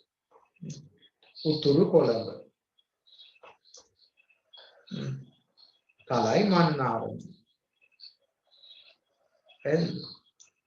තව ඒ වගේ ස්ථාන මොනවද? වචන දෙක යෙදෙන ග්‍රාම නාම මොනවද? කියන්න බලන්න. මයික් එක කරලා නම් ඉන්නේ. මට අමතරක් නෑ. උත්කලන්නේ. උතුරු කලුට දැන් ඔයාලට මෙන්න මේ වචනේ දෙනකොට ඕනට පහළ ඉහළ කියන පහළ ලුටුගම. හරිද? හරි. පහළ ඉහළ ඒ ඔක්කොම වෙන්නේ නෑ. ඊළඟට උතුරු කලුට කියලා දාලා දෙනවා. හරි. උතුරු කලුට. උතුරු කලුට. දකුණු කලුට නැගෙනහිර කලුට ඕනක්. ඒ වගේ විශේෂයෙන් යෙදෙන ස්ථාන ටිකක් තියෙනවා. ඒවා විශේෂ වෙලා යෙදෙනවා පද දෙකක් ලෙස. මෙන්න මේ වගේ තැන් වෙන්නේ නැහැ කියන එක තියාගන්න. අනුරාධපුරයේ පොල්ගහවල පිළිබඳ. ඒකට මට දෙන්න ඉතින් ක්‍රමයක් නැහැ. මේක මේකයි කියන්නේ. ඒක භාවිතයත් එක්ක මේ ඇවිල්ලා තියෙන්නේ මේ වෙනස. හරිද? ඒක චුට්ටක් ඔබ අවධානයෙන් තියාගන්න. මේ ග්‍රාමනාම සමහර ඒවා වෙනවා. ඒ වගේ විශේෂ පදයක් මුලට ඉච්චේව තමයි වෙන්නේ. කියන්නේ අංශයක් හඟවන ඒවා තමයි මේ වෙන් වෙලා තියෙන්නේ. වෙන උතුරු දකුණු. තලයේ වරදී විශේෂ පදයක් තමයි දෙන්නේ. තලය කියන්නේ හිසට නෙමෙයි. අංශ කියන්නේ. ශ්‍රී කියන්නේ නේද? ශ්‍රී ජයවර්ධන පේදුරු තුරු දෙකක්. අලිමංකඩ එකට ලියන්නේ. ඒක බලන්න හැටි. දෙනිය එනකොට එක්ක නේද ලියන්නේ. පේරා දෙන්නේ. ඔව්. එක්ක ලියන්නේ. ඌව වෙල්ලස්ස ග්‍රාම නාමයක් විදිහට අපි ගන්න ප්‍රාදේශීය. එකන්නේ වෙල්ලක්ෂයක් පිළිපින්න තමයි ඌව වෙල්ලක්ෂ. වෙල්ලක්ෂේ තමයි වෙල්ලක්ෂ වුනේ. තේරුණා? ඌව වෙල්ලස්ස ලංකාවේ දෙවෙනි නිදහස් සටනේ කේන්ද්‍රස්ථානයේ විදිහට. දැන් දුන්නේ කේන්ද්‍රස්ථාන. ඌව වෙල්ලස්ස ප්‍රදේශයෙන් කරනවා. එතකොට ගොඩ කැලණි තලයේ මන්නාරම ඒවා හරියට. දෙනියේ දෙනිය ඔක්කොම එහෙම තමයි කියන්නේ. පැණි දෙනිය, පා දෙනිය, කුමරපත් තියෙනනේ පා දෙනිය කියලා කුමර පොඩ කියන්නේ. පා දෙනිය. එතකොට පැණි දෙනිය, පේරා දෙනිය, මී දෙනිය ඒ ඔක්කොම එකට කියන්නේ. ඌවෙලස වචනේ හරි ඒක ගමක් නෙවෙයි නිසා මම මේක නෑ කියේ. ගමන්නේ ප්‍රාදේශීය විදින ව්‍යවහාරයක් ඉන්න. හරි. ඊගාව එකට යනවා. ගේගෙන් වල්වරයා වරු ත යන පද මුල් පදයේ සමග කොට ලියන්න. බල්ලාගේ කොල්ලාගේ කෙල්ලගේ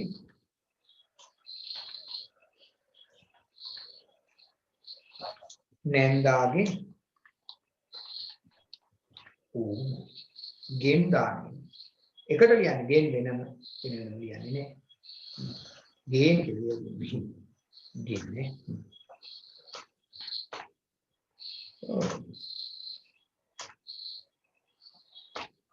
බල්ලාගෙන් නැන්දාගෙන් ආච්චිගෙන් අක්කාගෙන් නැන්දාගෙන් මාමාගෙන් ඔතන ගේ තියෙන මුලින්ම ඒකට අදාළව දැන් ලියනවා. බල්ලාගේ අක්කාගේ අයියාගේ පුතාගේ දුවගේ ඕම කියන පුළුවන් නේ අපිට. ගේ කියන වචනේ එක්ව ලියන්න මතක තියාගන්න. ගේ කියන වචනේ එකට ලියන්න. ගේ ගෙන් වල් වරයා වරු ඒ ඔක්කොම එකට ලියන්නේ. ගේ ගෙන් වල් වරයා වරු හතට ඔක්කොම ලියන්න.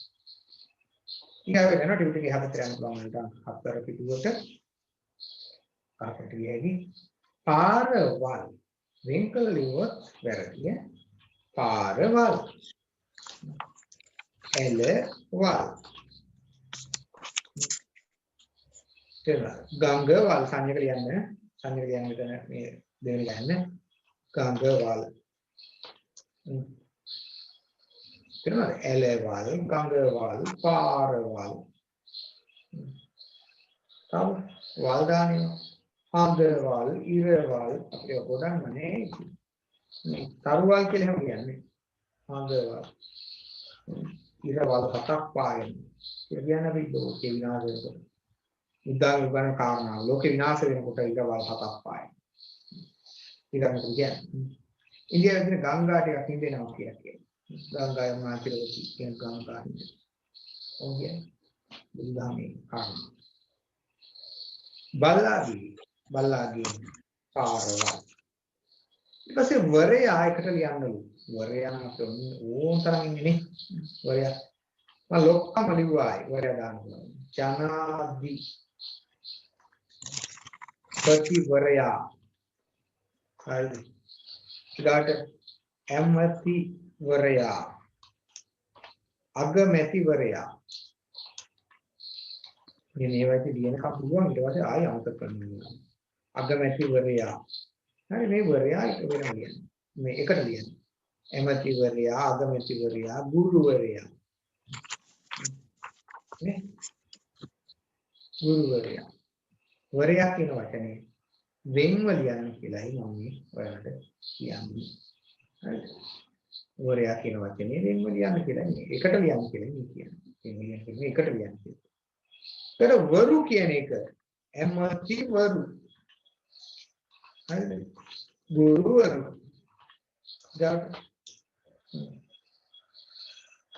ධනාධිපති වරු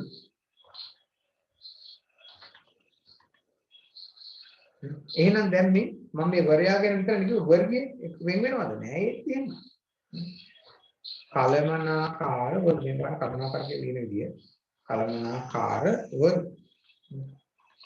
කල මන කල කියන මුදලන්නේ කල මනාකාර මනා කියන දන්තේ නැහැ නේද කලමනා කරණේ කිව්ව තව මොදේ නැහැ නැත්තම් එම්මති වරු දාන්න පුළුවන් වචනක් තියෙනවා නේද ඊගාවට හට ඔන්න ඔක අපි වෙන් කරනවායි කියන්නේ බලන්න කාන්තාවන් හට ඔයාලා හට මෙහෙම දාන්න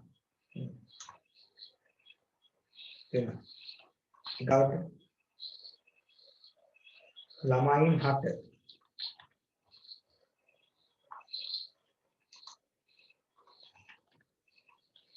හරිද ගුරුවරුන් හට පියවරු කලින් හට කාන්තාවන් හට ළමයින් හට දාලා ලියන ඕන එකක් එකට ලියන්න අපිට ඊගාවට ටයන් දරුවන්ට කියන එක දරුවන්ට කියන්නේ වමද දීයනේ අපි එකතු කරේ දරුවන්ට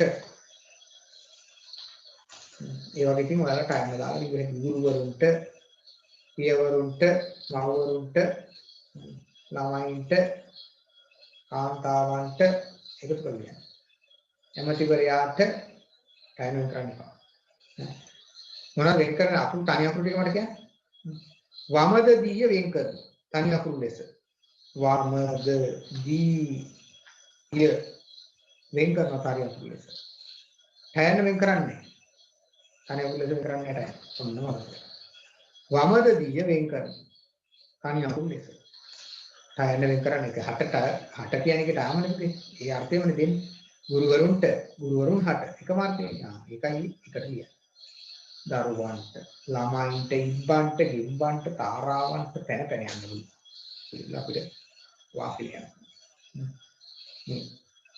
ඊගාව එකට අපි තුමා තුමී දෑපා වෙනි පද එක්කොට ලිවිය යුතුය දැන් මේ තුමා අපි යන්නේ 11ට තුමා තුමී දෑපා වෙනි පද එක්කොට ලිවිය යුතුය එක්කොට ලිවිය යුතුය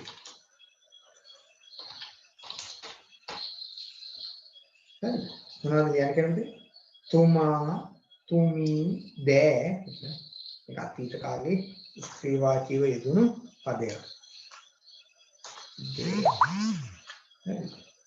තුමා තුමී දෑපා වෙනි පද එක්කොට ලියන එක්කොට ලියන මොන ලියලා තියෙනවා අධ්‍යක්ෂතුමා කියනකොට මොකද අධ්‍යක්ෂතුමා ඕනතුමාලා ටිකක් දාගෙන යන මෙතන ගුරුතුමා මැතිතුමා හරි නුවර එළිය මහ නුවර එකටමයි කියන්නේ අධ්‍යක්ෂතුමා ගුරුතුමා මැතිතුමා හරි අධ්‍යක්ෂතුමා ගුරුතුමා මැතිතුමා සිටුතුමා සිටු මෙහෙම ලියලා තුමා කියලා වෙනම ලියන්නේ නෑ පුතේ මොකද තියාගන්න එහෙමනවල ලියන්නේ එහෙම ලියන්නේ තුමා තුමී කියන පද වෙන් කරන්නේ නෑ එකටමයි ලියන්නේ මොකද තියාගන්න ඊළඟට ඔබේ තව එකක් දෙලා තියෙනවා ගුරුතුමී ඒ ලීසි මතක තියාගන්න අවශ්‍යයි ඔව් සභාපතිතුමා සිටුතුමා කලමනාකාරතුමා මේ අපි ලිපි ලියනකොට දාන්නේ කලමනාකාරතුමා කලමනාකාරතුමා ඕනද ගුරුතුමී සිටුතුමී මැතිතුමී මව්තුමී ඔය හොඳ වචනයක් දීලාට පෙරදර්ශන මව්තුමී ඔයගේ පද හරි තුමී දාන්නේ ඕන එකක් එකටමයි ලියන්නේ තුමා තුමී දෑපා එකට ලියනවා වමද දී අකුරු වෙන් කරනවා කන්පද තනි අකුරු ලෙස වරයාවරු අටට එකතු කරලා ලියන්න ඊට දෑ මේක මෑණියන් දෑ පියාණන් දෑ කියන්නේ ඇති භික්ෂුණීන් දෑ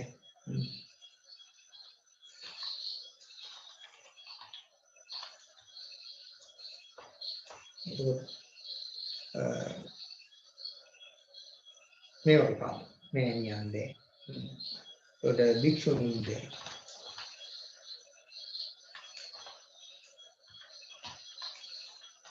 දෑ දෙන්නේ අතීත කාලේ වගේ පදවලට දෝනියන් දෑ ඔගේ ලැබුණාට දෝනියන් දෑ දෝනි කියන මොකද කියන්නේ දූදන අනින්නේ ප්‍රත්‍ය යසෝදරා යසෝ දහබාර දෝනි කියන මොකද කියන්නේ නේද දු අනින්නේ මොකද දුවරින්නේ ඔය දෝන් කියලා ගන්න මෑණියන් දැක්ෂුනේ දැන් කොහොමද කමන්නේ දෑ පා කියන වචන එකට ලියනවා තෙරපා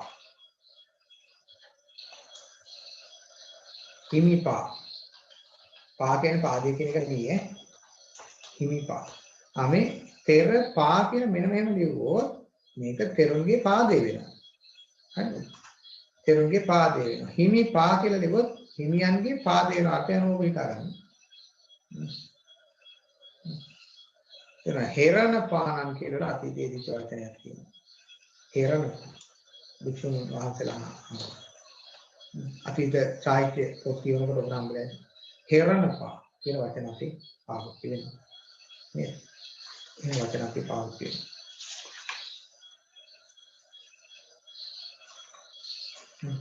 තව විනාඩි 15ක් අපි කතා කරමුද? මොකද කියන්නේ? දරුවා නෑ නේද? විනාඩි 15ක් ගන්න. हमारे दिल्ली में बैठे थे ना अगर ऐसा मैं किचु नहीं कर ये गड्ढा हाँ इधर के बारे में काम बाव වැනි පද මුල් පදයේ සමග එක් කොට ලිවිය යුතු වේ. හපන්කම, දුර්වලකම, හපන්කම, දුර්වලකම, දක්ෂකම ඒ ඔක්කොම එකට එකතු කරගන්න. තරකම් කියන පදයට එකතු කරලා ලියන්න මේක නැත්නම් මේක දාන්න. එතකොට තමයි ලියන්නේ. හපන්කම, දක්ෂකම,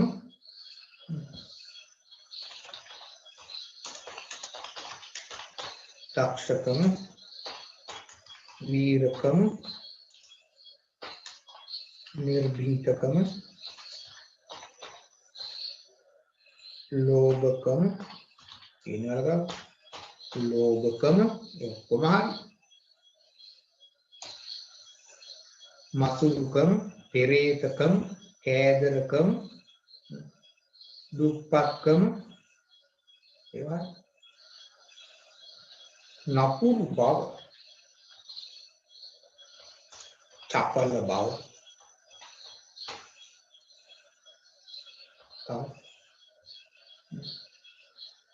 සිතන බව,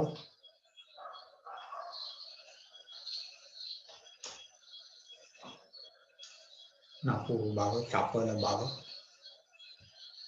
සිතන බව. ආමෙන්ද ඊගාවට තව මේ වගේ බව කියලා දාන වචන තියෙනවා අපිට. නපුරු බව.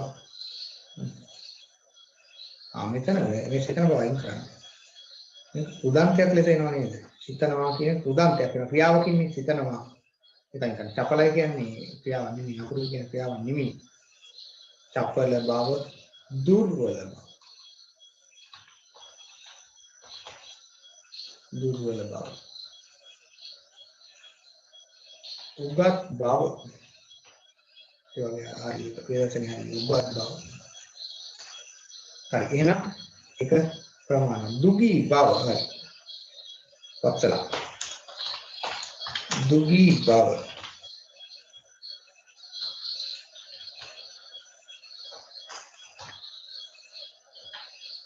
ඕනදී. දුගී බව. හරිනේ. එහෙනම් යමු ඊගාට බලන්න කරුණාවන්ත බව හරි. ඊගාට කියනවා මොකක්ද? තව එකක් කියනවා ඒකට යටින්.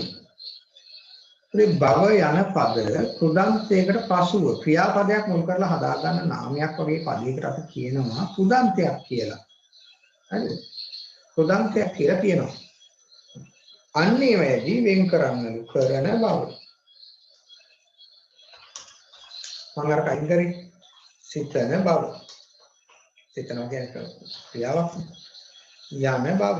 යන බව පෙරසුවා. යන බව. නටන බව. අද පාටියේදී එයා නටන බව මට කිව්වා. තේරුණා? දුවන බව, කරන බව, සිතන බව, යන බව මේක ක්‍රියාපදයක් මුල් වෙලා හැදිලා තියෙන්න ඕන. පැහැදිලි? ක්‍රියාපදයට උඩ කුඩන්තයක් කියලා කියනවා. කුඩන්ත කියලා කියනවා. කුඩන්ත තද්දිත වෙනම කතා කරනවා. තව යාළුවා මෙන්න මේ පාඩම් ටික ඉතුරු වෙලා තියෙනවා. නැත්නම් වෙනම කියනවනේ. මෙන්න මෙහෙම පාඩම් ටිකක් ඉතුරු වෙලා තියෙනවා තව. රචනයේ ඉතුරුයි. හරිද කරලා නැහැ. ඊගාවට ඉතුරුයි මම කියන්නේ සමස්තය ලෙස ගත්තාම පස්සේ දෙවෙනි එක කණ්ඩායම මෙතන ඉන්නවා. ඒගොල්ලන්ගේ මේ ඔක්කොම අවධානය කළා නැහැ. ඔබ ඒක බය වෙන්න එපා. ඔබ අමතර දින දාලා අපි ආවරණය කළේ පහුගිය දවස්වල වගේ ඒ වගේ ආවරණය කරනවා. එතකොට දවස් දෙකක් දාලා ආවරණය කළේ ඒ වගේ පාඩම් ටික ආවරණය කරනවා. ඔබේ ඔයාලා ඔක්තෝබර් මාසේ දෙවෙනි සතිය ඉවහනට යනකොට ඊට අදාළ ඔක්කොම ටික ආවරණය කරලා යවන්න. බය වෙන්න එපා. කරන බව, සිතන බව, යන බව මේ වගේ. මෙන්න මේ පද පාඩම් ටික ඉතුරුයි කියලා මම කියන්නේ රචනයේ කලිනේ. හරිද? මෙන්න මේක ඔක්කොම එකට උටේට දෙනවා පෞද්ගලික ලිපි, දැන්වීම් පත්‍රිකා, අත්පත්‍රිකා, ඒ වගේ ටික ඔක්කොම කායික ලේඛන ගණයේ තියෙන අර අනිකුත් ඒ වායුම් පත් ඔන්න ඒ ටික ඔක්කොම එකට උටේකින් අපි කතා කරලා දානවා ඒ ටික. ආරාධනා පත්‍රය ඇතුළේ ඒ සියල්ලම එකට උටේක අපි කතා කරනවා පෞද්ගලික ලිපිත් එක්ක. හරි? මම පෞද්ගලික ලිපි වල දැන් ලියන්නේ නැති නිසා ඔයාලා ආකෘතිය දන්නේම නැහැ. ඔයාලා ගන්න ෆෝන් එකට රෙට්ටෝ ගාලා ඉන්න ධනේ ඉස්සර නම් මොකද කරන්නේ? උඩින්ම දැම්මා. දාල්ලකට පිළිවුවා. මොකක් හරි මෙහෙදි අරෙදි නිසල සීත රැයක කියලා දිනේදා සෙත් වේවා බුදු සරණයි ජය වේවා කියලා ආදරණීය හිත අදර කෑදර කියලා දාලා ලියනවා ආමන්ත්‍රණය. එහෙම ලියලා විශේෂණ පද ගණනාවක් දාලා ආමන්ත්‍රණය ලියන. පටන් ගෙන ලියනවා. දැන් කතා කරන භාෂාවෙන් අපි සාමාන්‍ය ලිපිය ලියනකොට ලියන්නේ ඒ වුණාට ඔබ විභාගයකට ලියනකොට ලියන්න ඕන කොහොමද? ලිඛිත භාෂාවේ ඒක පෞද්ගලික ලිපිය පෞද්ගලික ලිපියට ව්‍යාකරණ අදාළ නැතේ කියලා සමහර අය තර්ක කරනවා. කන්නේ සමහර අය තර්ක කරනවා. ඒ නිසා තමයි ඔක නොදෙන්නේ. ඔක නොදෙන්නේ ඒකයි. පෞද්ගලික ව්‍යාකරණ අඳුර වෙන්න ඕනේද? ව්‍යාකරණ උගන්වන්නද මේක ලියන්නේ කියලා සමහර අය තර්ක කරනවා. අපි කියන්නේ භාෂාව පිළිබඳ අසල දැනුමක් සහිත අය භාෂා විද්‍යාඥයෝ තර්ක කරනවා. නමුත් පිළිගත් සම්ප්‍රදායන ඔබ විභාග වල ලියනකොට ඒකට කොහොමද කියන්නේ? ලිඛිත භාෂාවෙන් කියන්නේ. රචනය, ඒතරොන්න රචනය ඒ කිව්ව අර ප්‍රායෝගික ලේඛනයේ ගණේ කියන්නේ අනෙක් ටික. ඊගාවට මෙන්න මේවා සංදි, උපසර්ග, නිපාත, අවයපද. ලොකු පාඩම් නෙමෙයි. එක දවසේ පාඩම් දෙකක් තුනක් අදින්න පුළුවන් ඒවා ඒවා. උපසර්ග, නිපාත, පද සංදි විතරයි උතන් තියෙන ලොකු පාඩම රචනයේ සංදි විතරයි. අනිත් දවසේ පාඩම්. අනිත් ඔක්කොම සුළු පාඩම්. හරි. ඒ විදිහට තමයි හිතේ මාර්ගය කියන්නේ. මෙච්චරයි ඉතුරුලා තියෙන්නේ. හරි. ඒක ටික අපි කරලා තියෙන්නේ. පොඩකට කරලා තියෙන්නේ. නොයන බව ලියනවා නම් මෙන්න මෙහෙම ලියනවා. නොයන බව. අහිමි හරියට දාලා ඒක. නොයන බව. හරි. නොයන බව කියලා ලියන්න ඕන නම් ඕනම ලියන්න. බව ලියනකත් වෙනම ලියන්න. හරි. එහෙනම් ඒක ප්‍රමාණවත් ඒකට ඔබ. ඊගාකට යමු බලන්න. තෙම, තෙමේ, තොමෝ, තුමු යන පද මුල් පදයෙන් වෙන් කොට ලියන්න. ඒක අපි ලියන සාමාන්‍ය රාජ්‍ය තෙම, හෙතෙම, ඊගාට ඇමති තෙම,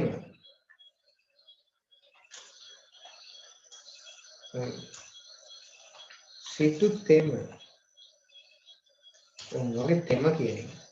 තෙමේදී මෙහෙම රජ තෙමේ, හෙතෙමේ, ඇමති තෙමේ, සිටු තෙමේ. බිසව් තොමෝ, නැගනිතුමෝ, සබා තොමෝ ඒවා වෙන් කරලා කියන්නේ. කාන්තා තුමෝ, අක්කා තුමෝ නංගි තුමෝ කියලා සාමාන්‍යයෙන් මෙතන පාවිච්චි වෙන්නේ නැහැ. අනිත් ඔන්නෝකට ඒක දානවා නම් දාන්න වෙන්නේ වෙනම කියන වග මතක තියාගන්න. හරිද? තෙම, තෙමේ, තොමෝ, තුමු කියන පද වෙන් කරලා ලියන්න.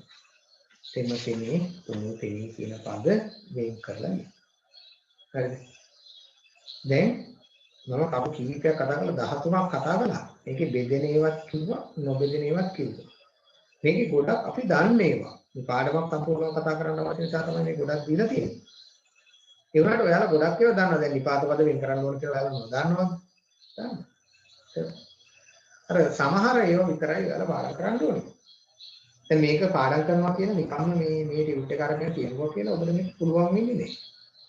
දැන් පද බෙදීම අභ්‍යාස පොඩ්ඩක් හොයලා ඒ කියන්නේ ටිකක් කටයුතු කරන්න. ඔය උසස් පෙළ සිලබස් එකේ පරණ ඒකෙන් තිබුණ පද බෙදීම. හරිද? A level pass paper අලුත් සිලබස් එකට කියන්නේ ගිය අවුරුද්ද කලින් අවුරුද්දේ අලුත් සිලබස් එක හඳුන්වා දුන්නේ.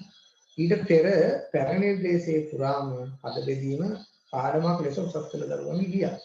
ඒකින්ද මේ ඒ ප්‍රශ්න පත්‍රවල පද බෙදීම රගායව තියෙනවා. මේවත් පොඩ්ඩක් බලන්න. ඒකේ ඒගොල්ලන්ගේ අහන්නේ නිවැරදිව පද බෙදා දක්වා නැති වර්ණය තෝරන්න කියලා අහන කෙටි ප්‍රශ්න කරේ. ඊගාවට තව ප්‍රශ්නයක් දෙනවා දෙක පත්‍රයේ දුන්නා පද සිලබස් එකේ දුන්නා පද බෙදලා ලියන්න කියලා. ඒ දැදින පද බෙදලා ලියන්න කියලා කියනවා. පාස්කේ 3ක 4ක එකක් දීලා පද බෙදලා නිවැරදිව පද බෙදලා ලියන්න කියලා කියනවා. ආන් ඒ වගේ ටයිම් වලදී අපි ඒ කියන්නේ ඒවා මේ ප්‍රශ්න අපිට හොයා ගන්න පුළුවන්. මම ඔයාලා කීයක් දාන්න. ඔයාලා තව එකක් කරන්න.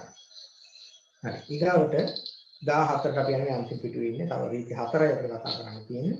5යි. පහත දැක්වෙන සියලු නිපාත පද මුල් පදයේ වෙන් කොට ලියවිද මේක අපි කලින් කතා කළා.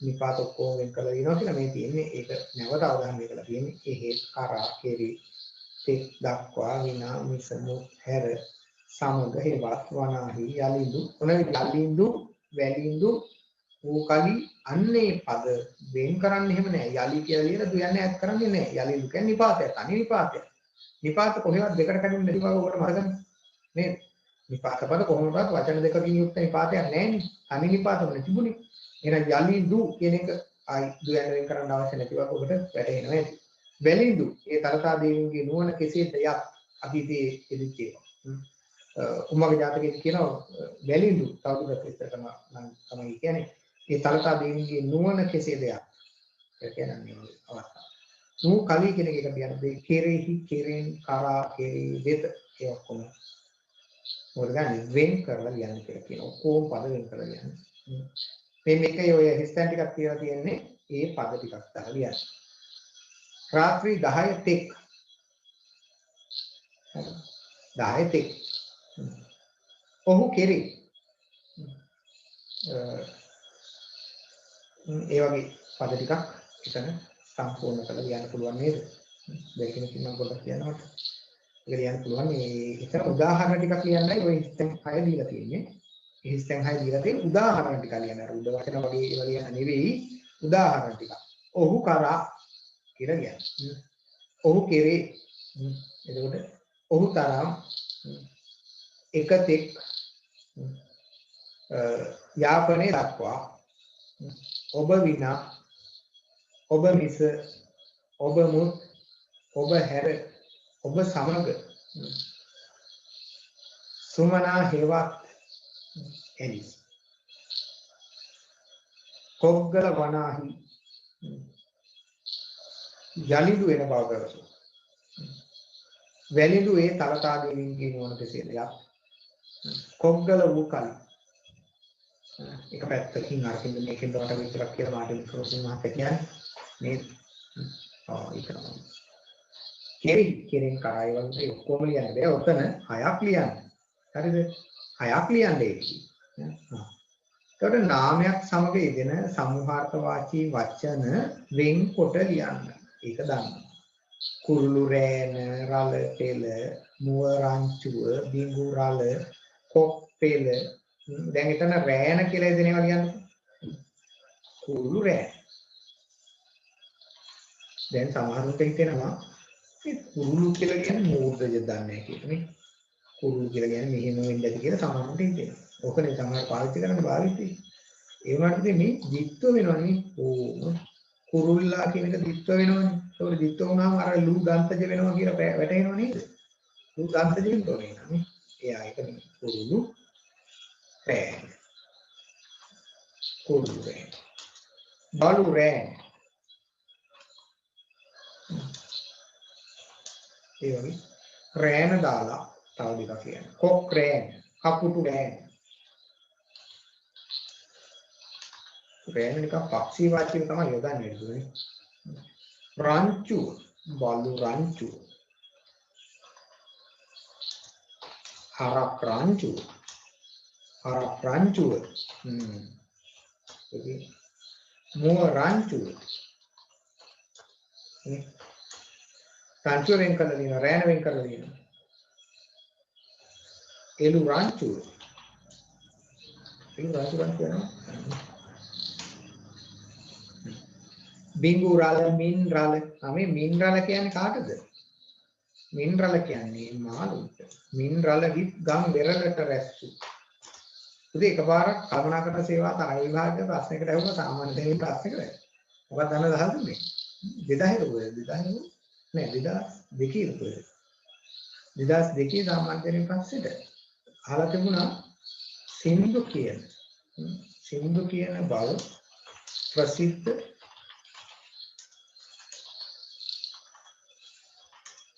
මාළුන් සිටින ප්‍රදේශය කොහෙද? ස්ථානීය ප්‍රදේශය කොහෙද? ස්ථාන කුමක්ද? උත්තර කියන්නේ මේ. දන්නවද? සින්දු කියන බව ප්‍රසිද්ධ මාළුන් ඉන්න තැන දන්නවද? දන්නේ? මේ මාළු සින්දු කියනවාගේ ප්‍රසිද්ධයි. නැගිනේ මුතිරි කියලා බේරෙන්න බෑ. පැනෝනේ හරියට. මඩ කලපුවෙන එක්කෙනෙක් කියනවා මට උත්තරේ. එක්කෙනයි දන්නවා බලන්න. මේ කියලා දුන්නා ඔයගලට මගේ අහව උත්තරේ කල්ලාරි පාලම. මඩ කලපේ කල්ලාරි පාලම ගන්න. මම ලියන්න ඕනේ මඩ කලපු කෙලි වන්න බැරි දැම්මා. කල්ලාරි පාලම පාමුල සින්දු කිව්ව මාළු. මතකද අර මුදාස් කපුගේ මහත්මයා ගායනා කරන ගීතයක් තියෙනවා. අන්තිමනේ කල්ලාරි පාලම පාමුල සින්දු කිව්ව මාළු. සිතාරයට වෙඩි වැදුනද යාළුවෝ හර මොනවාකට දිනවනේ. උන් අර එකට ඇතිලි යන හඬ ඒ මහා රංචුවක් ඉන්නවා එතන ඇත්තටම ඒ හඬක් නැගෙනවා. සාමාන්‍ය මාළු ගොඩක් ඔරොක්කට ඉන්න තැනකට මොන හරි දාරුවම සිලිසිලි ගානේ හඬක් එන්නේ. ඒ හඬ තමයි ඉන්නේ. කලරි පාමුල ගාව ඇත්තටම මේ පාලම ආකනේ එනවා. මේ හඬක් එනවා. ඒක උන් සින්දු කියනවා නෙවෙයි. ඒ තරමට එතන මාළු රංචු ගැවසෙනවා. ගැවසින්න උන්ගේ ඇතිලෙනවා. ඒ ඇතිලෙන හඬ තමයි. හරි. මින් රාල. හරි ඒ වගේ බිංගුරාල මින්රාල කියන්නේ නෝ මාළු රංචු යනකොට මස්ත තියාගන්න මින්රාල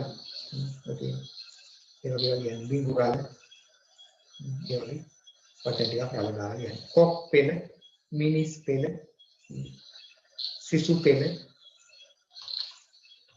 ඒකෙන් හතරක බුදුලේ සිසු පෙළ කොක් පෙළ ගාව පෙළ උන්ට යන්නේ ඉන්නේ ගෞතමයේ ඒවල් පෙළ දාලා යන්නේ මෙන්න බලන්න මෙතන විශේෂ කාරණාවක් නැවත මතක් කරලා දෙනවා මේක දැන් මේක භාවිතයත් එක්ක ආපු කතාවක් හරිද දැන් අපි කලින් කිව්වා උපසර්ග පද නාම පදයට එකතු කරලා කියන්න කියලා හරිද උපසර්ග පද නාම පදයට එකතු කරලා ලියන්න කියලා කිව්වා නමුත් මෙන්න මේ වගේ පද කීපයක විතර දැන් උපනායක කියනකොට මෙහෙම එදිනවා අඩුයි බොහෝ අවස්ථාවල ඒක එකටම ලියන්න කියලා තමයි උකට කියන්නේ. ඒ වුණාට මෙන්න මේ වගේ. හරිද? උප අගමැති. වගේ පදවල. ඔතන කීටද දෙලා තියෙනවා. උප ජනපති. උප ඒජන්ත. උප ජනපති අපේ ලංකාවට පුදුමයි. අධි ආරක්ෂිත.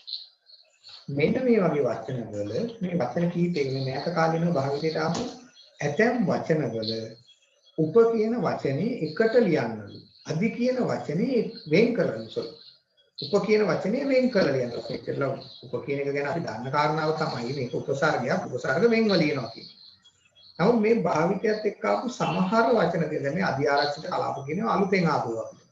කලින් තිබිච්ච වචන නෙවෙයි. ඒකින්ද මේවා භාවිතයත් එක්කම මෙන්න මෙහෙම වෙලා තියෙනවා කියලා කියනවා. ඒකින්ද ඒ විදිහට ඒවා පාවිච්චි කරන්න ඕනේ. කියලා ඔබට උපදෙස් දෙනවා. නූතන ව්‍යාකරණ විශේෂ වේදින් විසින්. තේරුණාද? නූතන ව්‍යාකරණ අදුරන් විසින් ඔබට උපදෙස් දෙනවා.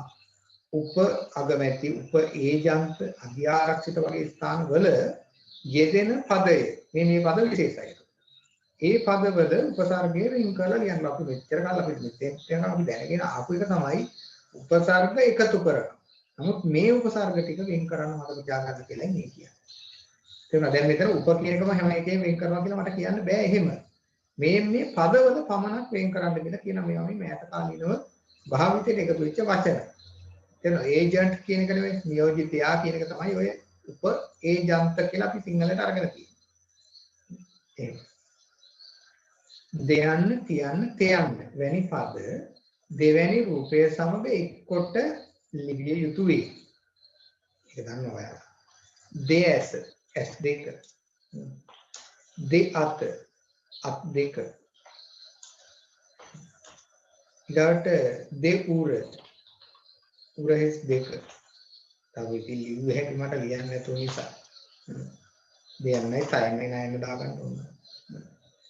එතකොට දෙඇස දෙඅත දෙඋර දෙකන ඒ වගේ එකක් ලියනවා දෙකන හරි දෙකොණ දෙකොණ ඇවිදින ඉලක්කයක් යට බාර දුන්න කියලා කිව්වනේ කවුද කිව්වේ උතුරයි දකුණයි ඇවිදින ඉලක්කයක් තමයි බාර දුන්නේ කියලා ගියර්ගයවත්තන්ට හරිද යා කිව්වේ එයා කතා විදියා කියන්නේ එයාට බාර දුන්නේ දෙකොණ ඇවිලෙන විලක්කුවක් කියලා. දෙකොණ කියන්නේ උතුරක් එහෙ කේස් එකක් යනවා ඒ රස්වාරි අරගලයක මුරාරම්භය. ඔව් පන්තිගාස්තු කලින් විදිහටමයි නේ. දෙයත දෙවුර දෙකන දෙකොණ. ඒ කවුරුද වැඩි කරනවා කියලා. තේවන ඒ වගේ. එතනදී කියන්නේ නෑ. තේවන ඇස ඒ වගේ කියන්නේ. තිදෙන එතනදී තිදෙන තිනෙත් කියන්නේ ඊශ්වරයට. ඊශ්වරට මැද්දේ නල්ල මැද්දේ තියෙනවනේ මොකද්ද? තුන්වෙනි හැක් තියෙනවනේ තිනේ. ඇත් තුනක් ඇත්තේ. ඇස් තුනක් ඇත්තේ තිනේ. මේක අර සමාස පදයක්. තිනෙත් කියන්නේ අන්‍යාර්ථ සමාස පදයක්. වෙනත් අපි ඇස් තුනක් ඇත්තේ තිනෙත්. ඒකට ඒ නමින් හඳුන්වන වෙන කෙනෙක් ඉන්නවා. තෙදාරු බව. තෙදාරු කියන්නේ නේද? තෙදාරු කියනද? තේවන සත්‍ය. තේවන කියනවා පාවිච්චි කරනවා. තිදන තිනෙත් ඒ වගේ කෙන් කියන්න දාලා කියන්න පුළුවන්. ඊගාවට ව අන්තිමකට අපි යන්නේ මෙලෙ වැඩි ව වේ යන ක්‍රියා මුල් වචනයෙන් වෙන්ව ලිවිය යුතුයි. ඒකට අපි කියනවා. ඔහු රියදුරෙකු වේ. අර වයන් ගැන අපි කතා කළා කලින්. ඔහු රියදුරෙකුව සිටියේ. කල යුතු වේ. ඒ වගේ කියන්නේ. කල යුතු වේ. ඒක කියන්නේ. ඔහු ගුරු වර යේ ව සිටියේ. සිටි. ඔහු ජනාධිපතිවරයාව සිටි. ඔහු අගමැතිවරයාව සිටි. ඔහු ජනාධිපතිවරයාවේ ඔහු අගමැතිවරයාවේ කියලා අපිට කියන්න පුළුවන්. හරි. එහෙනම් අපි ඔතනින් ඔක අවසන් කරනවා පිළිබඳව. මෙන්න මේ කාරණාව මම නැවත වතාවක් මතක් කරනවා දුක්කරාමක දැනුවත් කිරීම කළා. ඔබ වෙත ඔබේ පන්ති ගාස්තුව ගෙවලා අපිට ස්ලිප් එක ගෙවන්න. ඒ ස්ලිප් එක ගෙවුවාම ඒ ස්ලිප් එක එවනකොට මතක ඇතුව දුරකථන අංක 2ක්. හරිද? ඔබේ නිවැරදි ලිපිනේ නම දැන් මෙච්චර දවසක් ඒවා කියන්නේ ඔබ නම විතරක් ලියලා නෙවෙයි. නම නිවැරදි ලිපිනේ. කියන්නේ ලිපිනේ සමහර අයගේ බාරේ තියෙන අන්නේ ඒ ලිපිනේ ඕනේ අපිට. බාරේ කියන එකක් එන්නේ. ඔයාලා ජයසිංහ ස්ටෝර්ස් බාරේ. දුරයි ඉන්නේ මෙතන. ඒ වගේ ජයසිංහ ස්ටෝර්ස් බාරේ. හරි දෙන්න. එන්නේ ජයසිංහ ස්ටෝර්ස් බාරේ කියලා තියෙනව නේද? දන්නවනේ ඒක. ආන් ඒ වගේ ඒ ලිපිනේ දෙන්න. ඔබේ ගෙදර එක දෙන්න එපා. මොකද ඩිලිවර් කරන අය අර ලිපිනේ තමයි දෙන්නේ. ඒකට තමයි ඉන්න කෙනෙක් ඔබේ ලිපිය ගන්න. ඒ නිසා එහෙමයි බොහෝ අවස්ථාවල වෙන්නේ. ඒක නිසා ඔබට සාමාන්‍ය ලිපි ලැබෙන ලිපිනේ අපිට මතක ඇතුව දාලා තිබුණා. දාපුවත් හිටියා. මම අද දෙන්නෙකුට හතර දෙනෙකුට මම මෙසේජ් කළා මට ආවෝ ලිපිනේ වන්න කියලා. අර කලින් පුරුද්දට ඔය නම විතරක් ගෙලවන්න එපා. පොතේ වන්න බැරි වෙනවා. පොතේ වාගන්න විදියක් නැති වෙනවා. ඒක නිසා කරුණා කරලා නම ඒගොල්ලෝ ඉන්නවා ඩිලිවරි සර්විස් එකකින් ඉන්නවා. නම ඉල්ලනවා ඔබේ නිවැරදි නම ලිපිනේ දුරකථන අංක 2ක් සමහරලාට වෙලාවල එක ෆෝන් එකක් වැඩ කරන්නේ නැතුව යන්න පුළුවන්. අන්න ඒ වගේ වෙලාවල් වල අපිට පොත් දෙකක් ඒක නිසා දුරකථන අංක 2ක් දෙන්න. ගෙවීම් කරන්නේ ඔබට පන්ති ගාස්තු ගෙවන විදිහ අපි ගෲප් එකට දාලා තියෙනවා. ඒ විදිහට ගෙවන්න. එතකොට මේ ඒ විදිහට ගෙවන්න මොකද බැංකු ඇරලා හැම බැංකුවම එක දක්වා ඇරලා. ඒකට ඔන්ලයින් පේ කරන්නත් පුළුවන් ගැටලු නෑ එහෙම. ඒක පේ කරලා අපිට ස්ක්‍රීන්ෂොට් එක දෙන්න. People's Wave app එකේ ස්ක්‍රීන්ෂොට් ගන්න බෑ. ඒතකොට SMS එකක් එනවා. SMS එකේ ස්ක්‍රීන්ෂොට් එක ගන්න මට අදෙව්ව නේද? ඔව්. ඒක තමයි නම එව්වෙත් නැතිව තමයි. හරිනේ. එතකොට ඒකේ ස්ක්‍රීන්ෂොට් එක එවන්න SMS එකක් ඔයාලට එනවා. ඒක අර කවුද කියනවද? බෙනිෆිකරි ෆෝන් නම්බර් කියලා එක්ක ගන්නකොට ඒක කියන්නේ මගේ නම්බර් එක දාන්න. 94ත් එක දාන්න. 94 දාපුවම හරි. ඔව් සෙප්තැම්බර් ක්ලාස් ෆීස් එක ගෙවුව රිසිට් එකේ ඔබේ ලිපිනේ ලියන්න. ලිපිනේ සහ නම ලියන්න. හරිනේ. සෙප්තැම්බර් ක්ලාස් ෆීස් එක ගෙවනවානේ. හරිද? ඒ ගෙවුවහම ගෙවපු කට්ටියක් ඉන්නවා මෙතන. ඒගොල්ලෝ මට ලිපිනේ දාන්න.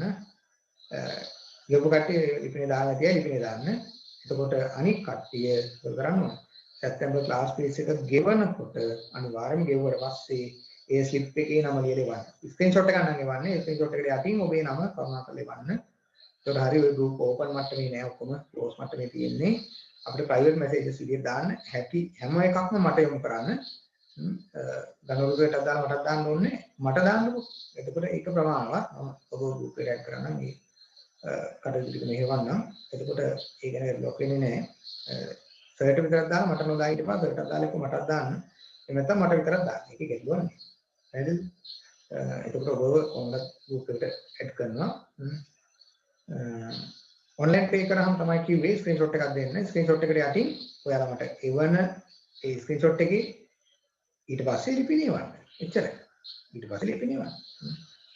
ඔක්තෝබර් 2 වෙනි සතියේ විභාගේ පවත්වන බවට පොඩි පොඩි රාවයක් යනවා. මොකද මේ තත්ත්වය කූල් ඩවුන් වෙයි ඔක්තෝබර් 2 3 වෙනකොට. මේ 2 වෙනි සතියේ 3 වෙනි සතියේ වෙනකොට ග්‍රාමනිලධාරී තරඟ විභාගයේ සෞඛ්‍ය කළමනාකරණ විභාගේ නෙවෙයි ග්‍රාමනිලධාරී තරඟ විභාගේ පවත්වන බවට පොඩි රාවයක් යනවා. ඒක මීට ලොක්ඩවුන් එකට ගිය කලින් කතාව මම කියන්නේ. ලොක්ඩවුන් එකට කලින් කතාව. ලොක්ඩවුන් එකෙන් පස්සේ වෙනස් වෙනවා කියලා අපිට හිතන්න බෑ. ඔව් ඊට යටින් ඇඩ්‍රස් එක ටයිප් කරලා ඉවුවත් හරි. ස්ලිප් එක එවන්න. ස්ලිප් එකේ ලියලා හරි ඕක කැමති විදියක් ඔබට. හරිනේ? කොහොම හරි කමන්නේ අපිට ලිපිනේ නිවැරදි ලිපිනේයි දුරකථන අංක දෙකකුයි ලැබෙන්න සලස්සන්න. ඒක ප්‍රමාණවත්. හරිනේ? නිවැරදි නම ලියන්න. ඒක ලියන්න ඔබට ලිපි ලැබෙන විදිය. ඔයාලගේ නම ලිපි ලැබෙන විදිය හිතන්න. ලැබෙන්නේ නැත්නම් කාගේ හරි ඒ ලැබෙන කෙනාගේ නමට ඔබේ දුරකථන අංකයෙන් අපිට එවන්න පුළුවන්. ඒක ප්‍රමාණවත්. හරිනේ? එහෙනම් අපි අද මේ පන්තිය සමාප්ත කරමු.